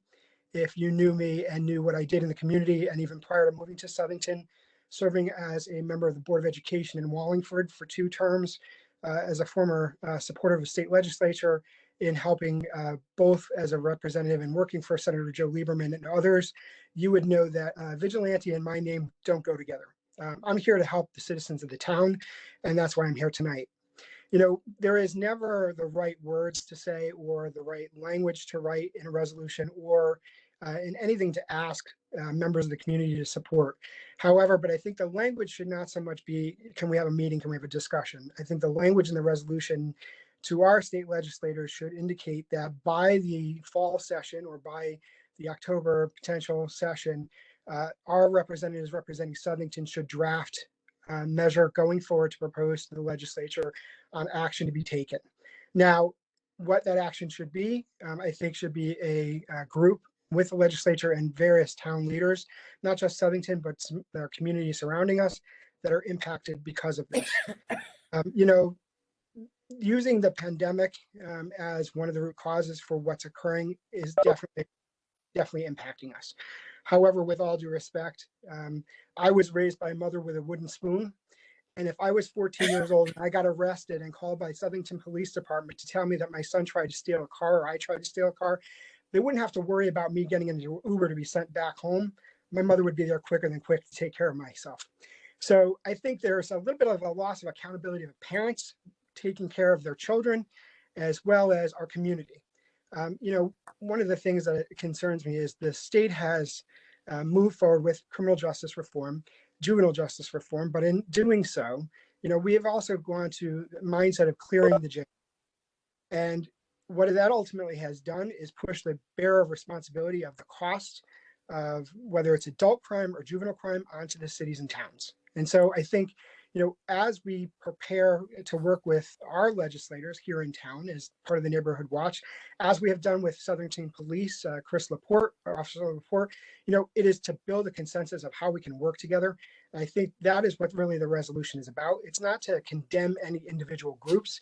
I think as you will learn is, you know, if you're a member of the Neighborhood Watch or even the administrative group, you would learn that, you know, part of this community of what we're fighting against, these, you know, underage individuals, whether they're 16, 18, there is some kind of leadership behind what they're doing. They're not doing it for themselves. It's not a joyride. There is financial means and gain for it. So I think, you know, moving forward, a recommendation from this town to put a resolution is a great opportunity, but it really now needs to be our leaders, our elected state legislative leaders, whether it's state senate or state senator, really need to take action. And it's not just so much words on a paper. I think this is spurring the council saying to our legislators, take some action now, enough's enough. So thank you for the time, and I appreciate the work, especially from our police department, have been so ingrained in the work that we're doing on the Neighborhood Watch and supportive of us. I know we've got them chasing cars here and there, but I will tell you, you know, having a drug bust of someone in the school zone at 11 o'clock, 12 o'clock at night is just proof that the work that we're doing shows results. So thank you very much. Thanks for the time.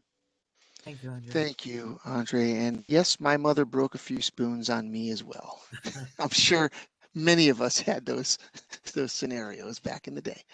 Okay, I see Melissa and Susan up next. Hi there. Sorry, I'm not prepared. I wasn't going to speak. Andre pretty much encompassed it. I'm Melissa, 31 Birchcrest Drive, and I am one of the administrators of the main page and also a co-administrator of the Flanders and Hatton area. I purposely went outside of my own neighborhood because I felt that was just a better option and a better fit because the entire town is being impacted by this. I do have to also respond like Andre did to Joan's comment. And I mean, absolutely no disrespect, but we are everything far from being a vigilante group. We're a group of concerned citizens who If we get 20 emails a day, that's nothing, mostly from older children saying how safe their parents feel just seeing that little green light drive by. So if we can help 1 to 20 people a day sleep a little better, we're neighbors helping neighbors. That's all we are. We're working very closely with the Southington Police Department. They have been exceptional in fielding our calls and questions, and we have a wonderful relationship with them. And this program is just growing. We have 12 patrollers out already, and we've got about 14 in queue that we vet. I personally do that because obviously we're not going to hand or allow a green light to just go circling around. We've had businesses come forward offering for their workers to be extra eyes. It has been real. It has really shown how strong Southington is. And I know a long time ago, Jack Perry came up with Southington Strong, and I have to tell you, we're living it right now, and it's wonderful to see this whole community coming together. Sure, our program is not for everyone. It's not going to be accepted by everyone. However, give us a chance to show you that we can make a little bit of a difference. And on the legislative end, I personally believe the laws have a lot to do with it. Sprinkle in a little pandemic, sprinkle in a little bit of a mom without a wooden spoon. I was a wooden spoon mom, so go us. But at the end of the day, we're making a tiny difference. And if that's all we can make is a tiny difference and have the town stand behind us in Hartford, you would be sending a very strong signal that it takes our entire town, and we're going to fight against it. I was personally hit 3 times, and I'm sorry, but there has to be a harsher punishment. Catch and release, they come right back and they're back in somebody else's driveway an hour later. Not going to solve anything, guys. Sorry, but it's not. And I thank you for your time, and I thank you all for all the hard work you're doing on this and the support that I hope that you will all give to us while we go through the bumps, make some mistakes as we go along. We're still learning, but we're in very close communication with SPD, and they have been invaluable to us. So thank you all very, very much. Thank you, Melissa. Thank you, Melissa. Madam Chair, it looks like Susan is up next, and I believe unless there's somebody else, we would have to go to the phones after this. Hi. Susan, the floor is yours. Hi, council members. Can you guys hear me okay? Because I'm having connection issues, and I don't know if it's because of my computer or because of the program. I've been on Zoom meetings all day with the state, so I assumed I had a good connection, but for some reason this WebEx isn't working for me. All right. I did not know we were speaking on a resolution about the car thefts, but just so you know, our state Senator Rob Sampson, has a petition going to have some bills heard that I think the town should support if they're concerned about crime in our community and in the state. As many mentioned, this is a state level issue. It certainly is impacting Southington. I don't think the COVID issue has caused it to rise any greater. Our car got stolen 4 years ago. And the uptick has been continually occurring in the last 4 years, and certainly not just because of a pandemic. On another note, some members of a Southington political town committee want to make the claim that they're for healing the divide in our country while causing division in our town, and that they're for inclusivity and women's rights while suppressing me from expressing my thoughts on our town page. So I'm going to have to address council members here. I'm appalled at the direction that a small group of radical members of that town committee have taken their political party in this town. They have been the cause of so much division under the guise of equity and unity that this small group does not represent the vast majority of the citizens in this town, yet they continue to use the platform of the town committee to cause division amongst the residents of Southington merely for political gain. Their objective, which is not in tune with the best interests of most of the citizens of this town, have been to merely smear some of our council members who have committed a lot of time, volunteer time, I might add, for the betterment of this town. And their sole objective seems to be to win elections. And I find that very disturbing. I think this behavior should be concerning and eye-opening to all Southington residents. This is not how we bring our neighbors together. I don't think it should be tolerated, and I feel it should be called out when it's seen, no matter what our political affiliation. When a town council reaches out, people of color in our in history for Black History Month at a council meeting, I find it upsetting that their heartfelt efforts are highly scrutinized and publicly attacked on a social media platform, biased, while claiming to be equally representing the voices of all of Southington's residents. I admonish that behavior, and I would hope that all of our elected officials would do the same. On that note, I'd like to say that the council spent a great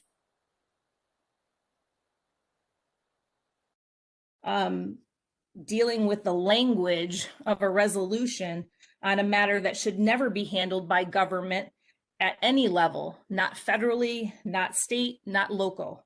All people are guaranteed equality under the Bill of Rights of our Constitution of the United States. Introducing legislation or resolutions that separates people out by race, by color, by sexual orientation, by gender or religious affiliation, just elevates one people group over another and creates inequality. During a time when businesses are closing due to an economic crisis caused by COVID-19 shutdowns, I feel the town should be spending time addressing the press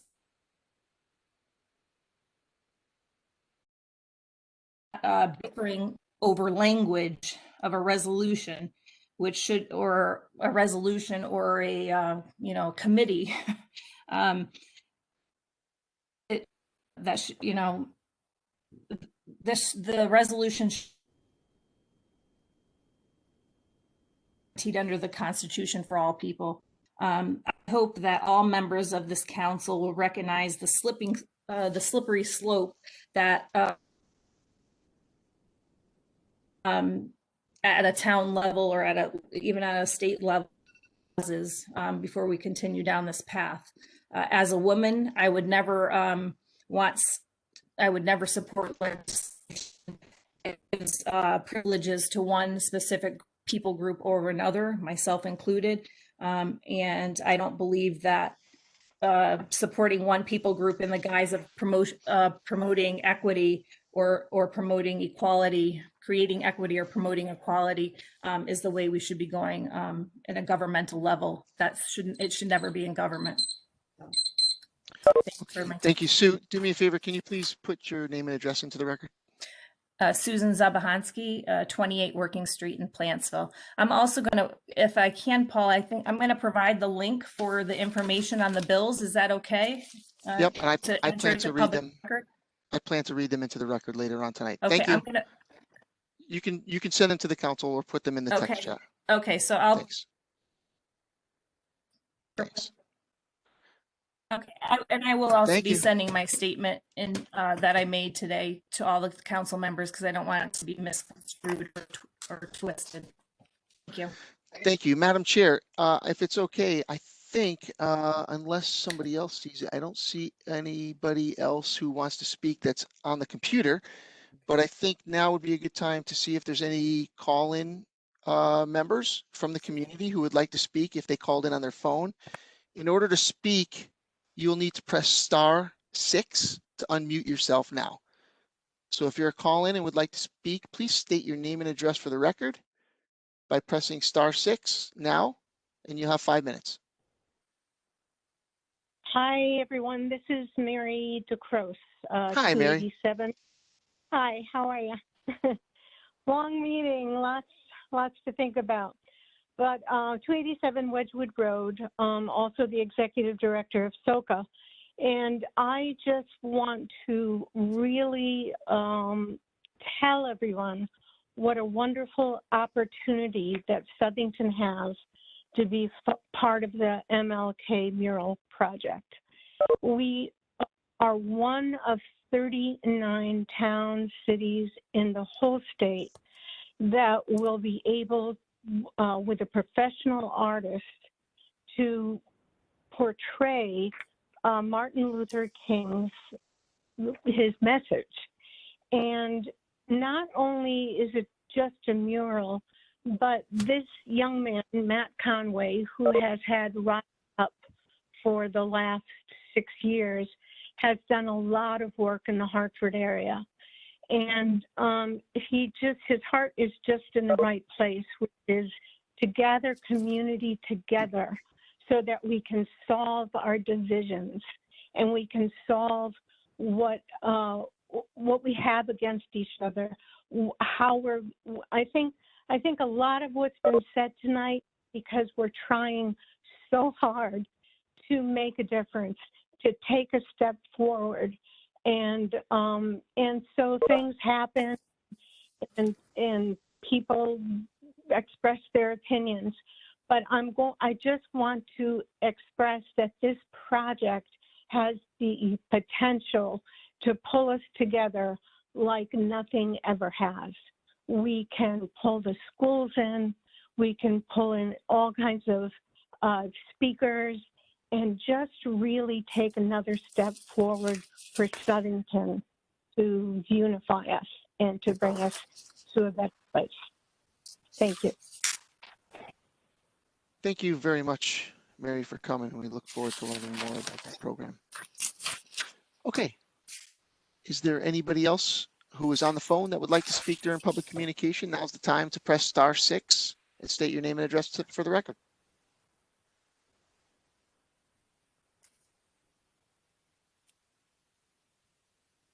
Anybody else on the phone that would like to speak, please press *6 and state your name and address for the record.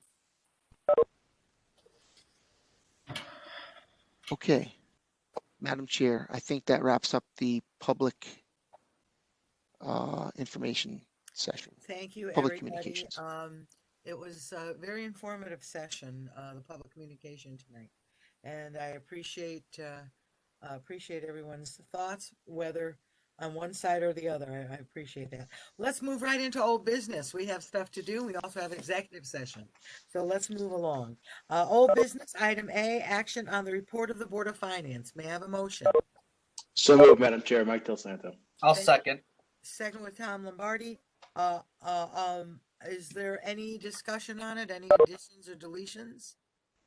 Hearing none, I'll move the motion. All those in favor to accept the report of the Board of Finance signify by saying aye. Aye. Any opposition? Hearing none, it passes unanimously. Excuse me. Action on the 824 referral from Planning and Zoning for the Country Club Estates. I'll make a motion to approve that, Madam Chair. Thank you, Paul. Second, Madam Chair. Thank you, Val. We're open for discussion. Is there any discussion? Excuse me. Hearing none, I will call the motion. All those in favor? Aye. Madam Chair, I'm sorry, roll call vote, please. Excuse me. Roll. Okay. Madam Clerk, would you call the roll, please? Palmieri, Yes. Poulos, Yes. Chaplinsky, Absolutely. Del Santo. Most certainly, yes. Oh. Yes. Dietzick, Abstain. Lombardi, Yes. Morelli, Mr. Schiller, nice job for the town staff, since you didn't hear it from me. Thank you. Yes, absolutely. and Triano. Yes, I apologize for my cough. Thank you. That passes unanimously. Action on the public hearing and setting the date. Madam Chair, Yes. it wasn't unanimous. Sorry, I'm tired, guys. So- It just sort of closes down after 10 o'clock. Mark, 601. Madam Chair, may I recommend a motion for the, for C? yes, please do. Okay, the recommended motion is to approve the ordinance appropriating $4.5 million for costs related to the acquisition of development rights, Country Club Estates, and authorizing the issuance of $4,500,000 bonds and notes to finance this appropriation, subject to a referendum to the public, to the citizens of the town of Southington to be scheduled May 4th, 2021 at Darrenowski Elementary School from 6 a.m. to 8 p.m. So moved. So Yes. moved. Okay, I'm not sure who did it first. I saw Paul's hand up, so I'll call Paul Chaplinsky first. And who seconded Madam it? Chair. Do I have a second? Chris. It was Chris Palmeri, I believe, Very right? good. Thank you. Yep, very good. And any other discussion about it? I'll move the motion. Madam Clerk, would you call the roll on this also? Palmieri, Yes. Pulis, Chaplinsky, Absolutely. Del Santo, Yes. Oh, Yes. Dietzick, Abstain. Lombardi, Yes. Morelli, Yes. Triano. Yes, and just for clarification, Madam Clerk, on item B, Bill also abstained on item B, and I'm Yes. going to make sure we have it correct. Thank you so much. Item D, the action on the resolution. May I have a motion, please? I'll make a motion to approve, Madam Chair. Okay, do I have a second? Second that, Mike Del Santo. Thank you so much. It's on the floor. Any further discussion on this matter? Madam Chair. Okay. Oh, sir, go ahead, Mike. Oh, thank you. Mike Del Santo. Thank you, Madam Chair. You know, this is, we spoke about it earlier today. I'm just convinced that we need to do something. Okay. And to hear things like, oh, nothing's going to happen, nothing's going to get done. What is going to get done is we're going to let the state of Connecticut know that the town of Southington is done with this. I am not for protecting criminals. I'm just not going to do it. Age doesn't mean anything to me. I've seen videos of young people pulling on car door handles, walking into people's garages, stealing cars. I'm doing this to protect the citizens of this town. And we need to stop being victimized and terrorized. So I'm voting for this resolution because folks may say it's not going to do anything. I'm going to sleep better tonight knowing that the townspeople know that this town council is going to move forward to let the state know that we're done. We're done with this. That's it. Thanks, Madam Chair. Thank you. Anyone else wish to speak? Madam Chair. Okay, I see Jim mentioned it first. Jim? Sorry, Bill. I just wanted to reiterate that the catch and release comment that I heard earlier rings really true to me. I don't think there's really rules in place to take criminals off the street. And I agree with Mike. You know, if you don't do anything wrong, you get nothing to worry about. So I don't see this as being oppressive to children or causing any problems. And I think the town needs to say to the state, like Mike says, that enough's enough. So even if it's a little, I still think it's a good thing. Thank you. Okay. Anyone else? Yes, Paul? Go ahead, Chris. You have something? Oh, I'm sorry, Chris? Oh, you go first. Go ahead. Yes, I have a few things, Madam Chair, that I'd like to just make some statements on and address some of the comments that were made. You know, there's a few comments that I wanted to just set the record straight on. First, I heard a few times that we don't need a resolution. You know, the purpose of the resolution is to say that we're serious about talking. And I agree that further follow-up action by this council, help from our town attorney maybe, is required to help us go to our legislators and say, look, we took the time to do this. We had a public session. We voted on this and we want your help. We need your help. Our residents need your help because we're under siege. And, you know, I look at, you know, I hear the comments about, well, you don't need a resolution. Well, you know, if people didn't stand up against tolls in our state, if towns like ours didn't do resolutions and join the numbers of people that are out there to fight the tolls, then we would have been silent and things would have just gone the way they would have gone and we would have had tolls. And I know some of you, you know, might have wanted tolls or expressed interest in tolls in the past. You know, that's what democracy is all about is you know, communicating. And my hope is that the next step after we vote on this resolution, if it's passed, is to invite legislators to talk to us.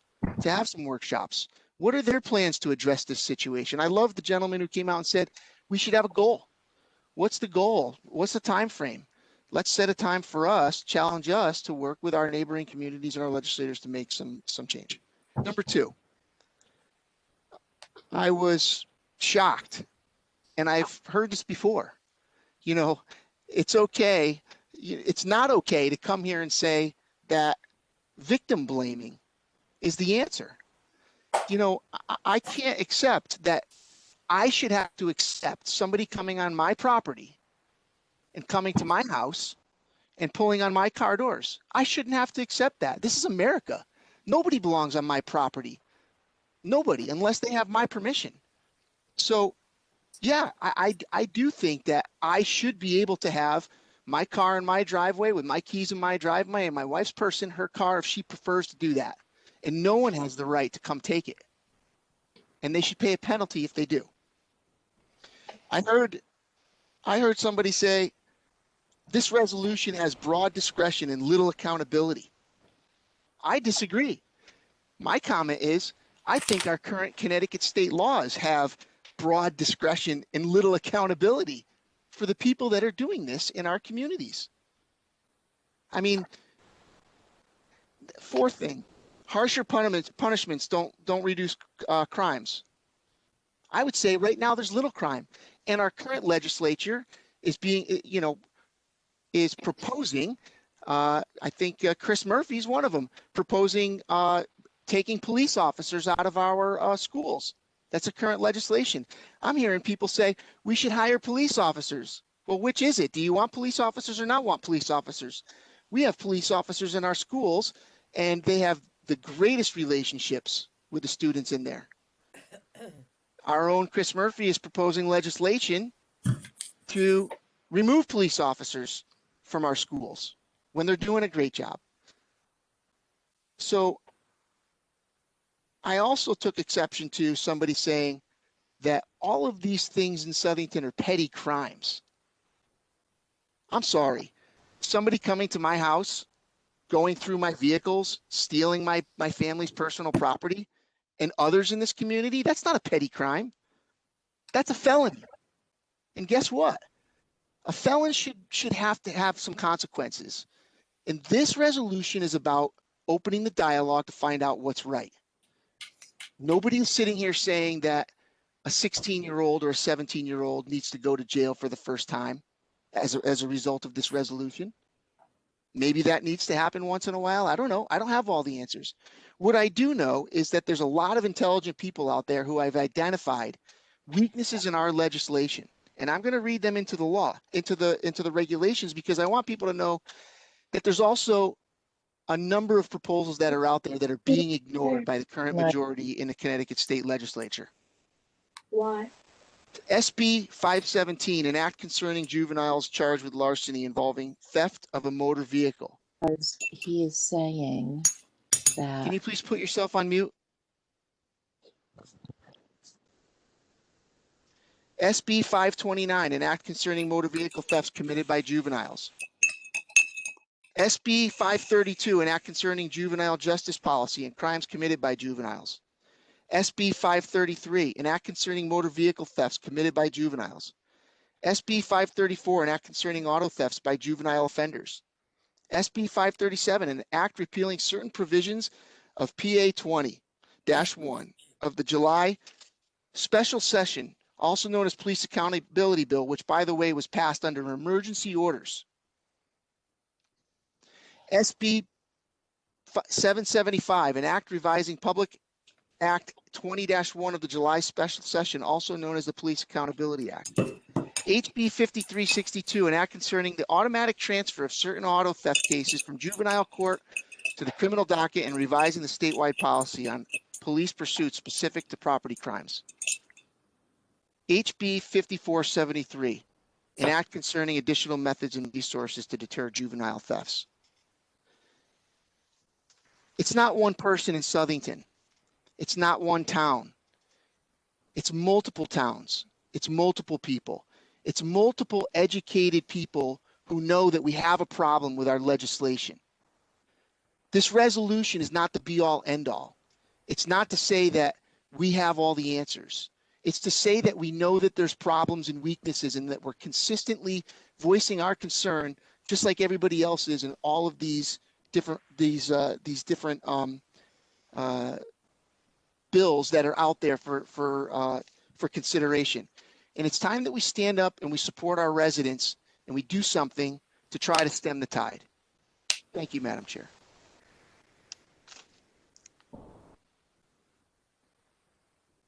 Thank you, Paul. Anyone else? Chris, did you want to speak? Chris Palmieri? Yes. Okay, First, please. react to Paul said. Paul, legislation from Chris Murphy and others. First of all, data shows that wraparound services are much more effective in working with youth. So that's proven. I'd like to share some other statistics. These are from the Connecticut Juvenile Justice Alliance. I actually, when I received this, passed this along to Chief Daly and Deputy Chief Palmieri. Just again, they had received it themselves as well, but just to help with this. So I also want to say that we're all working to address the issue. I think we just have a different philosophy of how to address it. So I'm not saying that I approve of auto thefts at all. I just don't know that focusing on this resolution is the best way to do it. Paul also mentioned the police accountability bill, but the majority of this resolution is actually opposed to juvenile justice reform, not the police accountability bill. So some other facts, this is from the Connecticut Juvenile Justice. Locking up youth is typically costly and ineffective. And it goes on to state that data shows that youth who are detained or incarcerated may be more likely to reoffend than their peers who aren't, meaning that using detention and incarceration can have the opposite effect that people are hoping for. It also goes on to highlight how locking up youth in adult prisons do not address the root issues. There was a state audit, and the overwhelming majority of transferred boys and of all the transferred girls in the adult system during 2019 lived in families previously investigated for child abuse or neglect, often multiple times. And finally, the report highlights that the current system disproportionately harms Black and brown youth. Again, to tie that into some of the other conversations we've been having lately on the council. Further, the 2020 increase in car thefts is a national trend, as I mentioned earlier. This is according to the New York Times, according to the National Insurance Crime Bureau, a nonprofit organization that tracks car thefts and related crimes. Nationwide from June through December 2020, monthly thefts increased on average 13% over the same period in 2019. And again, it goes on to state how this is a predictable outcome because of the pandemic. And as I stated earlier, this isn't just a Connecticut anomaly. This is across the country, in blue states, in red states. Texas is a perfect example. There's an uptick in states across the country. Most car thefts are not committed by children. In fact, 55.3% of those caught were over 18 years old. This is according to the Department of Emergency Services and Public Protection information. In 2007, the General Assembly recognized that moving children into the adult court and forcing them to interact with adults in the criminal justice system was traumatic, detrimental to their development, and increased the likelihood that they would re-offend. In order to help those children and increase public safety, the General Assembly passed PA 07-4. By other measures, besides motor vehicle theft, the juvenile justice reform passed in 2007 are working. And unfortunately, it's that expression, throwing out the baby with the bathwater. There is some good in the legislation. I think we can all agree to that there is some good to it. And this just brushes a broad stroke with some of the legislation passed. In order to address motor vehicle thefts in a responsible manner, the legislature passed PA 19-110. This act increases access to treatment for children arrested for motor vehicle theft while making it easier for the court to detain a child as a risk to public safety by adding motor theft as a criteria, making that determination. So I guess in summary, rolling back juvenile justice reforms that are working and going after children and moving them to adult court will not do anything to solve the national problem caused by the pandemic. And again, I understand that adding police is not a definitive solution either. It certainly is something that we have control over that can go further to help our residents right here in town. And again, I'd like to ask we pursue that conversation, and we can do that through a public hearing through the Board of Finance. Thank you. Thank you. Bill, do you want to speak? I'm sorry, did somebody else have their hand up? I'm sorry, I didn't see that. I knew Bill Dezek had his hand up. Bill, did you want to speak? Yeah, just real quick. I know it's late. I mean, look, again, I listened to what everyone said about the resolutions. Again, it's a resolution. Is it perfect? No. I mean, do I think it's probably too hard on its face on juveniles? It makes me a little nervous. But look, I mean, I don't think I'm smart enough to even know what the solution to the problem is. We just listed, 7, 8, 9, 10 bills. I just think our job is, look, if there's anything we can do to help the problem, put our legislators on notice, whatever we need to do. This is the point of this resolution, right? Look, I didn't like the argument from a member of the public that 200 cars was like a throwaway argument. No, that's 200 people that had to make insurance claims, that had to get their keys and locks changed. That's not a throwaway argument. And I just think, look, I get it. There's arguments to not support it. I don't think it's perfect. But really, it's just, we got to put them on notice. What happened was not, you can't blame COVID for what happened. You can't make excuses. So I don't see how you can't support this. And I agree, it's not perfect, but we need to support it. Thank you, Bill. Anybody else? Okay. Yes, Chris Poulos, I'm sorry. Yes, Chris, go ahead. Thanks, Madam Chair. I just want to be clear before I share my thoughts that I do not refute by any means that there's an auto theft problem in Southington. We've all met with the police chief. We've read articles in the papers. We have heard from residents in our town regarding this community challenge. And I see it as a role on the council to continue to listen, to continue to gather information, to learn, and to respond on the behalf of our residents. And as I see it, there's 3 things we can do to act. 1, we can promote community awareness by supporting our local watch groups. And I just want to, again, everybody has said this, but I want to publicly thank them for their organization, for the work they've done. I was proud to contribute a public service announcement. And I think that's the first thing we can do, is to promote community awareness through groups like them.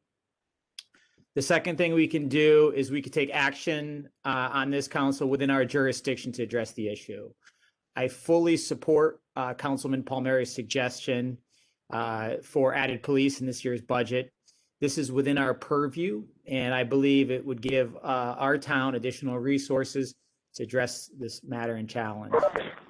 And thirdly, we can reach out and share our community challenges with our state legislators. This is something I believe is well within our capacity as counselors. The majority here is proposing a resolution to this end. Okay, when I read it, while I don't care for the tone, I think it suggests a lot of blaming and finger pointing. It's basically a plea for a conversation with state lawmakers, which I'm not opposed to on this topic and others for several reasons for a conversation. And let me just explain. I know it's late, but I just want to give an explanation here. I understand before my time on this council, and I was elected in 2017, that there were regular occasions at which Southington's delegation attended our meetings to share legislative updates and hear about our community challenges. And this hasn't happened in recent times, at least in my time on the council. I think the meetings should resume. They should absolutely resume. We should have an open dialogue with our state legislators about what's going on in our town, because it would provide us with a context on the legislative process at the state level. And it also provide an opportunity for conversation. And that is not a bad thing. Conversation is not a bad thing. I think that additionally, the juvenile justice system is complicated. It's a complicated matter. Car theft has brought a lot of emotion to this and how it's implemented. I think some of the voices were emotional on this council tonight. And I think we as elected town officials would learn a lot from these conversations. Let me share just a quick example. In preparation for this meeting, I took some time to research the state statutes on juvenile justice related to the resolution. I didn't have the exact statutes to which the resolution refers. They're not listed in the resolution, but I took the time to work with a former state legislator, someone who was around when many of these things were passed, to complete a search on CGA.gov. And what I discovered, and I didn't anticipate this, but what I discovered is that all of the juvenile justice laws that I encountered dating back to 2012 were passed in an overwhelmingly bipartisan manner. These weren't party line votes, but they were passed by almost all Democrats and Republicans from the legislatures of the time of passing. Okay, now I'm curious about that consensus. At a meeting with legislators, I'd ask them why. Like, why was there consensus on these laws? Has something changed since then that had broken that consensus? I believe that information would provide tremendous clarification for me as a town councilor, but it also provide clarification in the context for our residents. I'd also support the conversation with our legislators because I think we can learn about the research and the data on which the juvenile justice legislation and other legislation is based. Similar to the information Councilman Palmieri just shared from the Connecticut Juvenile Justice Alliance, the information that Mr. Catricala shared during his public comment, I think that's all important research. And I think we can learn a lot from the research updates that legislators might be able to might be able to share with us, because they're certainly getting these research updates when they're weighing in on these, the most up-to-date updates when they're weighing in and they're voting on legislation. And lastly, I would ask legislators how the COVID-19 pandemic has impacted juvenile justice matters. I disagree with Mr. Dietzick. I think COVID has changed the narrative. I don't know for sure, but as an educator, I am keenly aware of the increased number of disengaged youth that has resulted from the pandemic.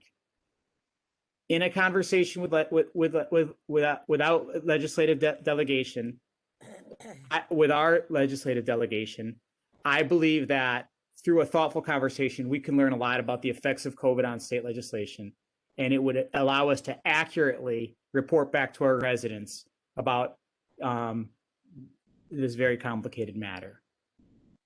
Honestly, I think it would be more beneficial and productive to invite our delegation with urgency to town council meeting, to an upcoming town council meeting, so that we could voice our concerns directly to them. Based on the comments, based on their comments tonight, it doesn't seem like the majority would consider that suggestion. And so without that option, I'm going to lean towards supporting the resolution, not because I'm a fan of inflammatory rhetoric or because I want to lock kids up, but rather I see it as a lever that we can pull to gain attention from and establish conversations with our delegation. Again, I'm advocating for productive dialogue. I feel this is my only option tonight to get to that dialogue. And I want to learn from our delegation to best understand and act upon the challenges that face our community. Thank you. Thank you, Chris. And by the way, we will invite our legislators. I promise that that's something that our side has been talking about too. So we will do that. We'll invite all of them, and let's see what they have to say. So last call. Anybody else? It is 11:04. Okay, hearing none. What we will do, let me just say before we call the roll, on the back of the resolution has a place for names. we will, I will ask everyone who is supporting this. I will let Lara or Kim know, and we'll just, if you're not going to support it, then we'll just take your name off of it, and that, or maybe we'll just leave it blank. I don't know, but you don't feel under any obligation. Probably just take your name off of it. There's no reason to leave it blank.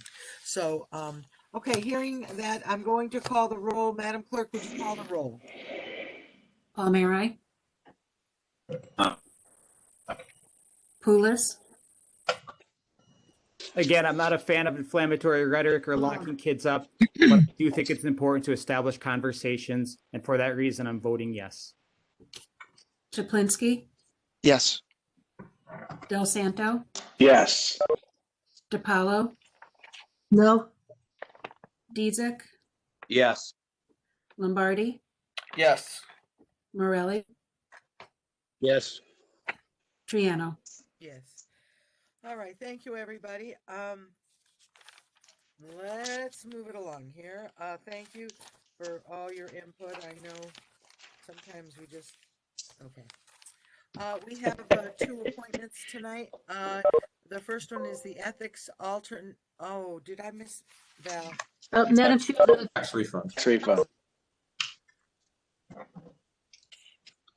Madam Chair, I'll make a motion that we approve the tax refunds as outlined in our packet. Thank you, Val. Do I have a second? Second. Jim Morelli seconded. All those in favor? Aye. Aye. Anybody opposed to giving away money? All right, ethics alternate for town council appointment. Madam Paula, Chair, would you- Yeah, Yeah, I'd like to put forth Attorney Brian Zaccagnino's name for that role. okay, very good. Do I have a second? I'll second that, Madam Chair. Okay, it really is a Republican alternate seat, so I'm just gonna call a general vote. All those in favor signify by saying aye. Aye. Aye. Any opposed? Thank you, everybody. Zoning Board of Appeals, also a Republican seat. Do I have- Madam Chair, I'd like to enter the name of Anne Marie Fisher. Rosemary Fisher. I'm sorry, Rosemary Fisher. Sorry, Rose. It's a late Goodness night, gracious. I get it, yeah. Do I have a second My for bad. Rosemary Fisher? Right. I'll second, Madam Chair, for Thank you the so much. ZBA alternate role. Yeah, very good. And Rosemary's been around for a while. She was on the end of that. She's a great gal. All those in favor signify by saying aye. Aye. Aye. Any opposed to that? Hey, thank you, everybody. We have an executive session. Everybody who's still on the line, thank you so much for going the distance with all of us. And we will see you in a few weeks. And thank you for being part of it. The rest of us, we have to log out and log Thank back you. in for. Madam Chair, if I may, executive session for contractual matters. Joining us will be the council, the town attorney, the town manager, and Stephen Salerno from the Huntington Police Department. Very good. Thank you so much. Good night, everybody. I will see you on the other side, Council.